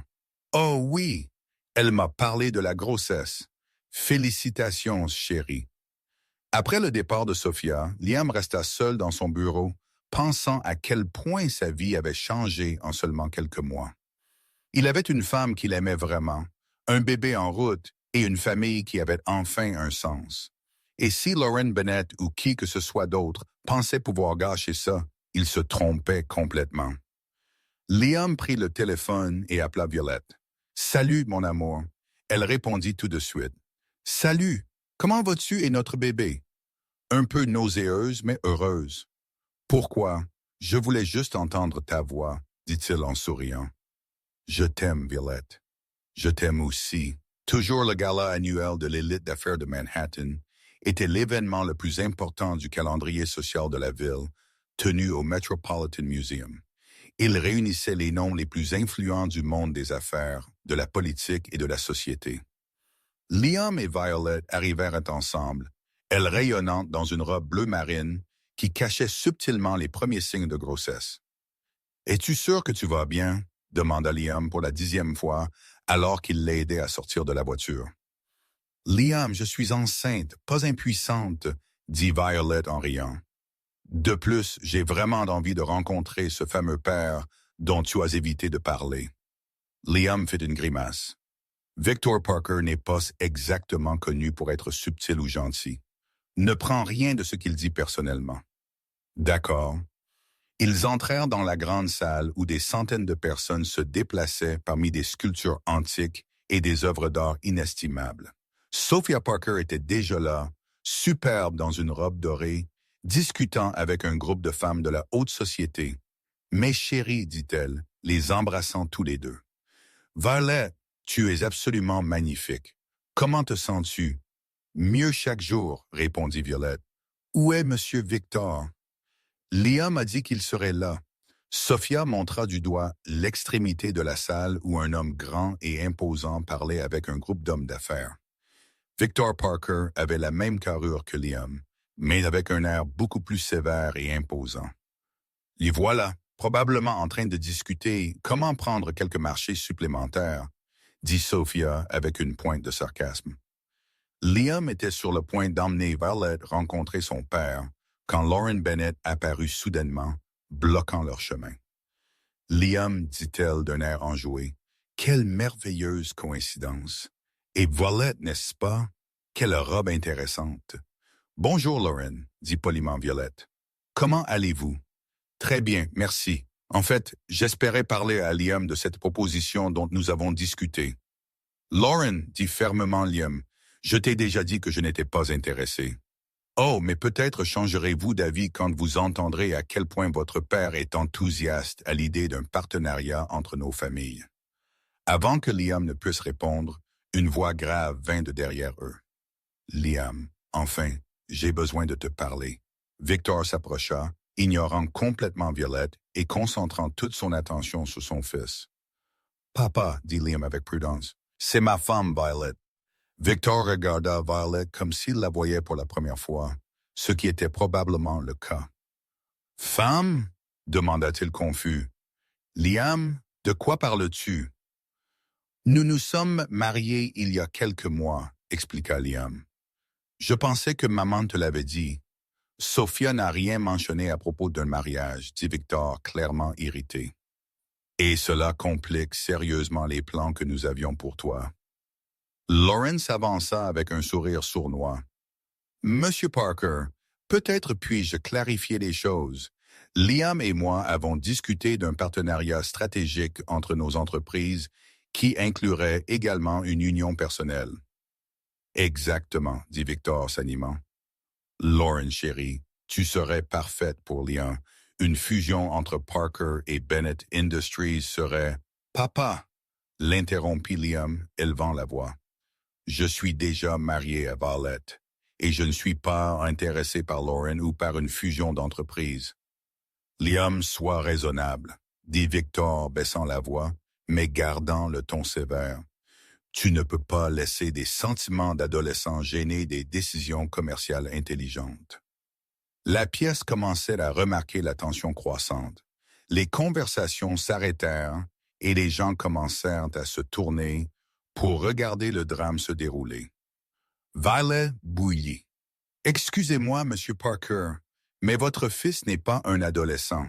C'est un homme adulte qui peut prendre ses propres décisions. » Victor la regarda avec dédain.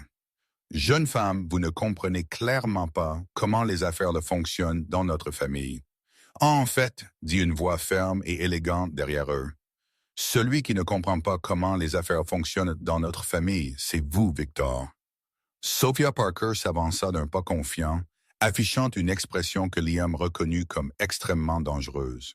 « Sophia, dit Victor, clairement surpris par l'intervention de sa femme, nous discutions juste de l'avenir de Liam. »« L'avenir de Liam est déjà décidé, dit calmement Sophia. Il est marié à Violette. Ils attendent mon premier petit enfant et ils sont parfaitement heureux. » Lauren murmura un petit enfant. « C'est exact, ma chère, dit Sophia avec un sourire froid.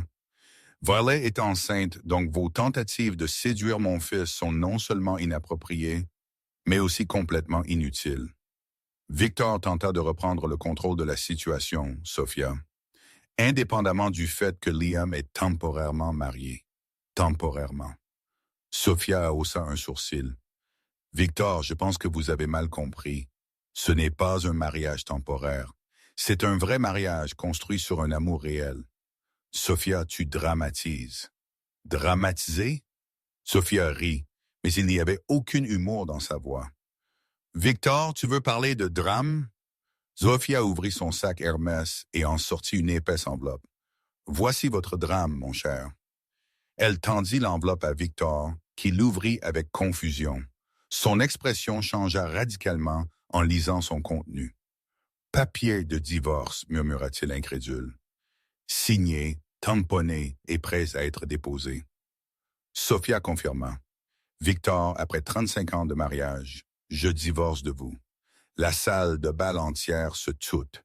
Même les serveurs arrêtèrent de servir. Sophia, as-tu perdu la tête? Balbutia Victor. Au contraire, j'ai enfin retrouvé mes sens, dit calmement Sophia. Pendant des années, je vous ai regardé essayer de contrôler la vie de notre fils comme s'il n'était qu'une pièce d'échec dans vos jeux d'affaires. Mais quand vous avez manqué de respect à ma belle-fille et essayé de briser un mariage heureux pour le bien d'une ambitieuse, eh bien, ce fut la goutte d'eau qui fit déborder le vase. Sophia se tourna vers Violet et Liam. Mes chers, j'ai un cadeau de mariage tardif pour vous. Elle sortit un autre document de son sac. Liam, Violet, avec ce document, je transfère toutes mes actions Parker Tech à Violet. Cela signifie qu'elle contrôle maintenant 55% de la société. Liam était sans voix. Sophia, tu ne peux pas faire ça. Victor dit, je peux et je l'ai déjà fait, répondit Sophia avec un sourire. Violet, ma chère, vous êtes maintenant l'actionnaire majoritaire de Parker Tech. Félicitations. Lauren semblait sur le point de s'évanouir. Victor était rouge de rage et de choc. Sophia, c'est de la folie. Vous remettez ma compagnie à une inconnue. Votre compagnie? Sophia rit. Victor, vous semblez avoir oublié que Parker Tech a été construite avec l'argent de ma famille. Et Violet n'est pas une inconnue. Elle est ma belle-fille, la mère de mon futur petit-enfant, et apparemment la seule personne de cette famille dotée de bon sens. Sophia embrassa Violet et Liam sur la joue. Maintenant, si vous voulez bien m'excuser, j'ai une nouvelle vie à commencer. Elle sortit avec prestance, laissant derrière elle une salle de bal stupéfaite, une rivale humiliée, un ex-mari sous le choc et un jeune couple qui venait de découvrir qu'il contrôlait un empire commercial. Eh bien, Violet dit finalement, regardant Liam, « Je pense que notre vie vient de devenir intéressante. » « Intéressant est une façon polie de dire complètement fou, murmura Liam. Liam, dit Violet, prenant sa main, « Ta mère vient de me donner le contrôle de l'entreprise familiale. Es-tu d'accord avec ça? » Liam la regarda, puis son père, toujours figé sous le choc, puis Lauren, s'éloignant humilié, et finalement sourit. « Violet, si quelqu'un doit contrôler cette entreprise, je préférerais que ce soit toi plutôt que n'importe qui d'autre dans cette pièce. » Et alors qu'ils sortaient du gala ensemble, Violet pensa que Sophia Parker était définitivement la belle-mère la plus spectaculaire que l'on puisse avoir. Le lundi après le gala, cela a tout changé. Violet arriva à Parker Tower à 8 heures du matin. En tant que nouvelle propriétaire majoritaire de l'entreprise, elle avait un emploi du temps chargé, des réunions avec les directeurs, des revues de contrats et une tâche particulière qu'elle reportait depuis des semaines. Béatrice la salua dans le bureau du 40e étage, qui était maintenant officiellement le sien, avec une pile de documents et une expression anxieuse. « Président Parker, dit-elle, s'habituant encore au nouveau titre. Tous les départements attendent vos directives. Eh bien, il y a quelqu'un qui attend de vous parler depuis 1 heure.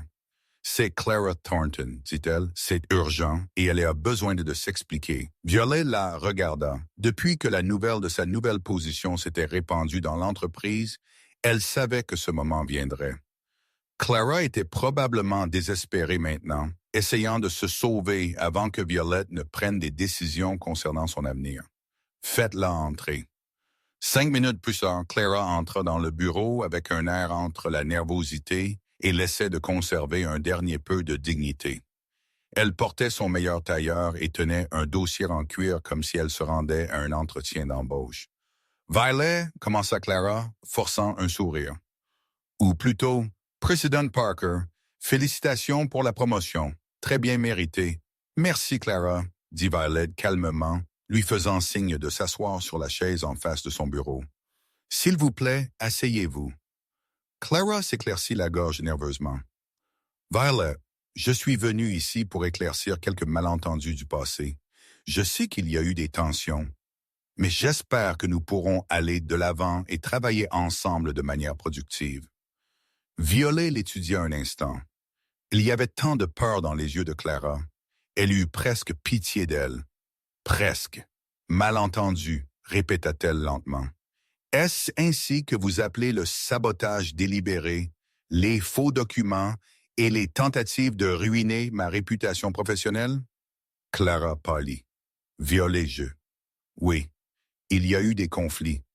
Mais Clara, Violet l'interrompit doucement. Penses-tu vraiment que je ne sais pas? Tu m'as donné de fausses informations avant cette réunion que tu espérais que je serais viré pour que tu puisses prendre ma place. Clara fit une dernière tentative. Violet, c'est de la paranoïa. Jamais, Clara. J'ai des emails. J'ai des enregistrements téléphoniques. J'ai des témoins. Dit Violet, ouvrant un dossier sur son bureau. Vous n'étiez pas exactement discrète lorsque vous avez fait équipe avec Ethan pour me nuire. Le bureau tomba complètement silencieux. Clara fixa ses mains, visiblement en sueur. Donc, continua Violet, arrêtons de faire semblant que tout cela n'était qu'un malentendu et faisons face à la réalité de la situation. À ce moment-là, Liam entra dans le bureau. Désolé d'interrompre, mais Béatrice a dit qu'il était important que je sois là. Il l'est, dit Violet, souriant à son mari. Liam, tu te souviens de Clara, n'est-ce pas? Bien sûr, dit Liam, s'asseyant à côté de Violet. C'est elle qui est responsable des faux documents lors de la réunion. Clara tenta de se défendre.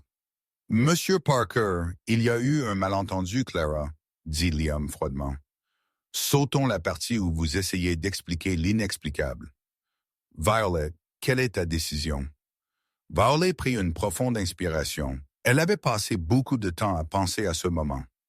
La partie vengeresse d'elle voulait humilier Clara, détruire sa carrière, comme elle avait essayé de détruire la sienne, mais la partie plus mature savait que cela ne ferait pas d'elle une meilleure personne. Clara, dit-elle finalement, vous êtes virée. Avec effet immédiat, Clara commença à pleurer silencieusement. Mais Violet continua. Avant que vous ne pensiez que ce n'est que de la vengeance, je veux que vous sachiez que j'ai passé beaucoup de temps à y réfléchir. Clara leva les yeux rouges. Que voulez-vous dire? Je veux dire, je comprends d'où viennent votre envie et votre ambition. Nous venons toutes les deux de milieux similaires. Nous nous sommes battus pour les mêmes opportunités. La différence, c'est ce que vous avez choisi d'abaisser quelqu'un pour monter, et moi j'ai choisi de travailler dur et de faire confiance à mes capacités. Violet, Laisse-moi finir, dit Violet calmement. Tu as du talent, Clara. Tu es intelligente, organisée, et quand tu n'essaies pas de saboter les gens, tu es en fait une employée capable. Liam regarda sa femme avec une admiration croissante. Voyant comment elle gérait la situation avec grâce et maturité, c'est pourquoi, continua Violet, ouvrant le tiroir de son bureau. Voici une lettre de recommandation soulignant vos compétences administratives sans mentionner nos conflits personnels et une indemnité de départ égale à 3 mois de salaire. Clara prit l'enveloppe avec des mains tremblantes. Violet, pourquoi faites-vous cela? Parce que tout le monde mérite une seconde chance, dit Violet. Et parce que s'accrocher au ressentiment ne blesse que celui qui le porte, pas celui qui l'a causé. Je ne mérite pas votre gentillesse, murmura Clara. Peut-être pas, mais je mérite la paix de savoir que j'ai fait ce qu'il fallait. Violet dit, Clara, tu as le potentiel de réussir. Mais oui,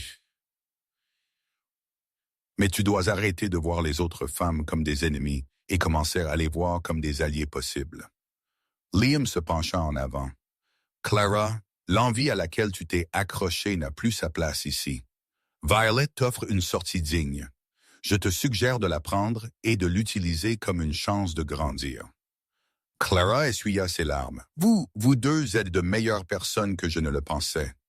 Nous ne sommes meilleurs que personne, dit Violet doucement. Nous essayons juste d'être meilleurs que nous ne l'étions hier. Violet, dit Clara se levant, je suis désolé pour tout. Pour la jalousie, le sabotage, pour avoir essayé de détruire quelque chose que tu as construit par ton propre mérite. J'accepte vos excuses, Clara, et j'espère sincèrement que vous trouverez un endroit où vous pourrez utiliser vos talents de manière positive sans avoir besoin de blesser qui que ce soit. Puis-je vous demander quelque chose? Bien sûr. Comment ne pouvez-vous pas me haïr après tout ce que j'ai fait? Violet lui donna un doux sourire. Parce que la haine est un poids que je choisis de ne pas porter. Et au fond, je sais que votre colère ne me concernait pas vraiment. Elle concernait un monde qui vous faisait croire qu'il n'y avait de place que pour l'une d'entre nous. Clara hocha la tête, clairement émue. Merci de me montrer qu'il existe une autre façon de gérer les conflits. Maintenant, dit Violet, vous avez 1 heure pour faire vos affaires. Béatrice vous accompagnera pour s'assurer que tout se passe bien. Après le départ de Clara, Liam regarda Violet avec une profonde admiration. « Tu as été incroyable. J'ai été juste, » le corrigea-t-elle. « Liam, si j'avais pris ma revanche, je serais devenu comme elle. Et ce n'est pas qui je veux être. C'est pourquoi je suis tombé amoureux de toi, dit-il, lui donnant un doux baiser. Tu choisis toujours le chemin le plus difficile, mais le bon. De plus, ajouta Violet avec un sourire, maintenant qu'elle n'est plus là à causer des problèmes, je peux me concentrer sur ce qui compte vraiment. Qu'est-ce que c'est? Transformer cette entreprise en un endroit où des gens comme Maria peuvent s'épanouir, où le talent est reconnu, peu importe le nom de famille, et où notre enfant pourra être fier de l'héritage familial. Liam la serra dans ses bras. Notre enfant va avoir la maman la plus sage du monde. Par la fenêtre, il regardait Clara quitter le bâtiment avec sa boîte d'effets personnels. Il n'y avait ni triomphe ni satisfaction dans la scène. Juste la fin d'un chapitre et le début d'un autre. Tu sais ce qui est drôle? Violet dit. Quoi? Il y a quelques mois, j'étais juste une coordinatrice d'événements essayant de survivre à Manhattan. Maintenant, je suis ici, enceinte, mariée, dirigeant une entreprise et vraiment heureuse. Ma mère dit toujours que quand tu choisis l'amour au lieu de la peur, l'univers travaille en ta faveur. Ta mère est une femme sage et tu en deviens une. 6 mois après l'épisode avec Clara, Violet était dans son bureau à Parker Tower, examinant les rapports trimestriels quand Liam apparut à la porte avec un air mystérieux et un bouquet de roses rouges. Liam, dit-elle, regardant par-dessus ses lunettes de lecture. Que fais-tu ici en plein après-midi? Je suis venu kidnapper ma femme pour un rendez-vous très important, dit-il avec un sourire. Quel rendez-vous? Mon emploi du temps est plein jusqu'à 18 heures. Béatrice a déjà tout annulé, dit-il, lui tendant la main. Me fais-tu confiance? Violet regarda son mari, remarquant à quel point il avait l'air nerveux et excité à la fois. Enceinte de 7 mois, elle rayonnait, et Liam semblait tomber plus amoureux d'elle chaque jour. Toujours, dit-elle, prenant sa main. Ils prirent l'ascenseur jusqu'au toit de Parker Tower, un endroit que Violet visitait rarement. Quand les portes s'ouvrirent, elle haleta. Le toit avait été transformé en un jardin magique avec des lumières dorées suspendues entre des arbres en pot, des pétales de roses éparpillés sur le sol et une vue à couper le souffle sur Manhattan au coucher du soleil. « Liam, » murmura-t-elle, « qu'est-ce que tout cela? » Il la conduisit au centre de la terrasse, où se dressait une arche décorée de fleurs blanches et dorées. « Violet, » dit-il, s'arrêtant et se tournant pour lui faire face. « Il y a 8 mois, nous nous sommes mariés parce que ma mère nous a forcés. C'était par commodité, pression et beaucoup de circonstances folles. Liam, laisse-moi finir, dit-il, souriant nerveusement. Aujourd'hui, je veux t'épouser de nouveau, mais cette fois par amour, par choix, parce que je ne peux pas imaginer ma vie sans toi et notre famille. » Liam s'agenouilla et sortit une petite boîte en velours de sa poche. Quand il l'ouvrit, il y avait une magnifique bague en diamant, simple et élégante. Violet Harper Parker, dit-il, sa voix tremblante. Veux-tu m'épouser pour de vrai cette fois? Violet pleurait et riait en même temps. Liam, nous sommes déjà mariés. Techniquement, oui, mais romantiquement, je veux le faire correctement. Alors, veux-tu? Oui, oui, dit-elle, le serrant dans ses bras du mieux qu'elle pouvait avec son ventre rond. Bien sûr que oui. Alors qu'ils se séparaient du baiser, Sophia Parker apparut soudainement de nulle part, applaudissant et pleurant d'émotion. « Mais chérie, s'exclama-t-elle, enfin, une vraie demande en mariage dans cette famille. »« Maman, rit Liam, tu te cachais ici tout ce temps. »« Bien sûr, quelqu'un devait immortaliser le moment, dit-elle, faisant signe à un photographe professionnel qui s'avança discrètement. « Sophia, dit Violette, riant, tu ne cesses jamais de nous surprendre, ma chère. La vie est trop courte pour ne pas célébrer des moments spéciaux. Et en parlant de célébrer, que dirais-tu d'un vrai mariage dans 3 semaines? » 3 semaines plus tard, Central Park était décoré comme un conte de fées. La cérémonie eut lieu en plein air près du lac avec 200 invités, y compris la famille Harper, qui avait voyagé spécialement pour l'événement, et pratiquement toute l'élite de Manhattan. Violet était dans une suite de l'hôtel Plessa avec Emma, l'aidant à se préparer. Sa robe de mariée était une création exclusive qui s'adaptait parfaitement à son ventre de 8 mois de grossesse, faite de soie ivoire avec une broderie délicate. « Tu es absolument magnifique, » dit Emma, ajustant le voile. « Qui aurait cru que ce désordre au café se terminerait par un mariage de conte de fées? » « Emma, merci d'être là, d'être ma demoiselle d'honneur, de ne pas penser que je suis folle d'épouser le même homme 2 fois. »« Violette, tu rayonnes de bonheur. C'est tout ce qui compte, » dit Emma, la serrant délicatement dans ses bras. De plus, combien de personnes peuvent dire qu'elles ont été forcées de se marier et sont ensuite tombées follement amoureuses? Abigail, la sœur de Violet, entra portant le bouquet. « Vi, papa est en bas. Il pleure parce qu'il te conduit à l'hôtel. Maman essaie de le réconforter, mais elle pleure aussi. Et Liam, nerveux comme un adolescent à son premier rendez-vous. » Abigail rit. Sophia essaie de le calmer, mais je pense qu'elle est plus nerveuse que lui.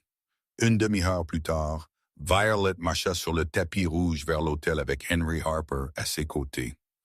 Liam attendait sous une arche de fleurs blanches et dorées, portant un smoking impeccable et un sourire qui illuminait tout son visage.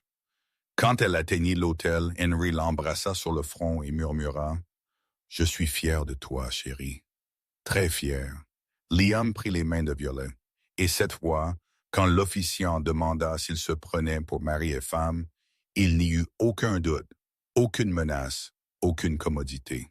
« Je le veux, » dirent-ils tous les deux, les larmes aux yeux et des sourires sincères sur leurs visages, quand ils s'embrassèrent en tant que mari et femme pour la 2e fois, mais la première par amour véritable. Toute l'assemblée éclata en applaudissements. Sophia Parker était au premier rang, pleurant ouvertement et murmurant à Evelyn Harper. « Mon plan a parfaitement fonctionné. Je savais qu'ils étaient faits l'un pour l'autre dès le premier jour. »« Madame Parker, » rit Evelyn, « vous êtes un Cupidon très habile, ma chère. Appelez-moi Sophia. Nous sommes de la famille maintenant. » À la réception tenue dans la salle de bal du Plaza, Liam et Violet partagèrent leur première danse en tant que couple véritablement amoureux. La chanson était à Last d'Etta James et ils se déplaçaient lentement, prudemment à cause de la grossesse, mais complètement perdus dans les yeux l'un de l'autre. « Madame Parker, » murmura Liam à son oreille, « comment ça fait d'être officiellement ma femme? »« Pareil qu'avant, » dit-elle en souriant. « Seulement maintenant, j'ai une belle bague pour le prouver. Et dans quelques semaines, nous aurons un bébé pour compléter notre famille folle. Liam, es-tu heureux? » « Vraiment heureux, Violette.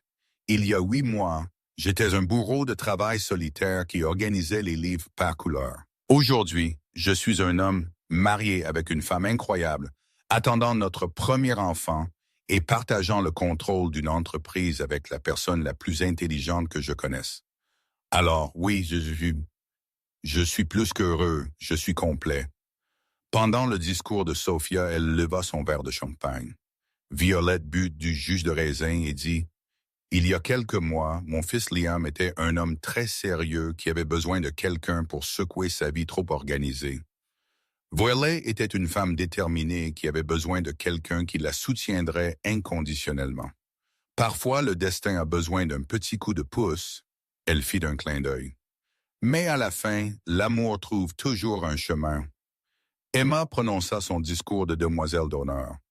J'ai rencontré Violette il y a 5 ans et je ne l'ai jamais vue aussi heureuse que ces derniers mois. Liam, tu as transformé ma meilleure amie en la version la plus radieuse d'elle-même. Et Violet, tu as transformé un PDG sérieux en un homme qui rit à gorge déployée et mange des pâtes avec ses mains. Vous deux êtes la preuve que les meilleurs mariages commencent par des histoires des plus improbables. Quand la fête se termina, il était déjà tôt le matin. Violet et Liam montèrent à la suite présidentielle de l'hôtel, épuisés mais rayonnants. Liam dit Violet, enlevant ses chaussures et se laissant tomber sur le lit. Notre bébé va naître dans un monde où ses parents se sont rencontrés parce que sa mère a crié sur son père, pensant qu'il était quelqu'un d'autre. C'est toute une histoire à raconter quand il grandira. Liam rit, desserrant sa cravate. Penses-tu que nous serons de bons parents? Liam s'allongea à côté d'elle, posant sa main sur son ventre. Violet, si nous avons pu transformer un mariage forcé en une véritable histoire d'amour, nous pouvons tout faire. Cette nuit-là, tandis que Manhattan brillait en contrebas, Violet et Liam s'endormirent dans les bras l'un de l'autre, sachant qu'ils avaient trouvé quelque chose de rare et de précieux. Un amour né du chaos, renforcé par l'adversité et épanoui par la compréhension mutuelle. Et quelque part dans la ville, Sophia Parker sourit dans son appartement, contente de savoir que parfois, juste parfois, s'immiscer dans la vie de vos enfants peut mener à quelque chose de merveilleux.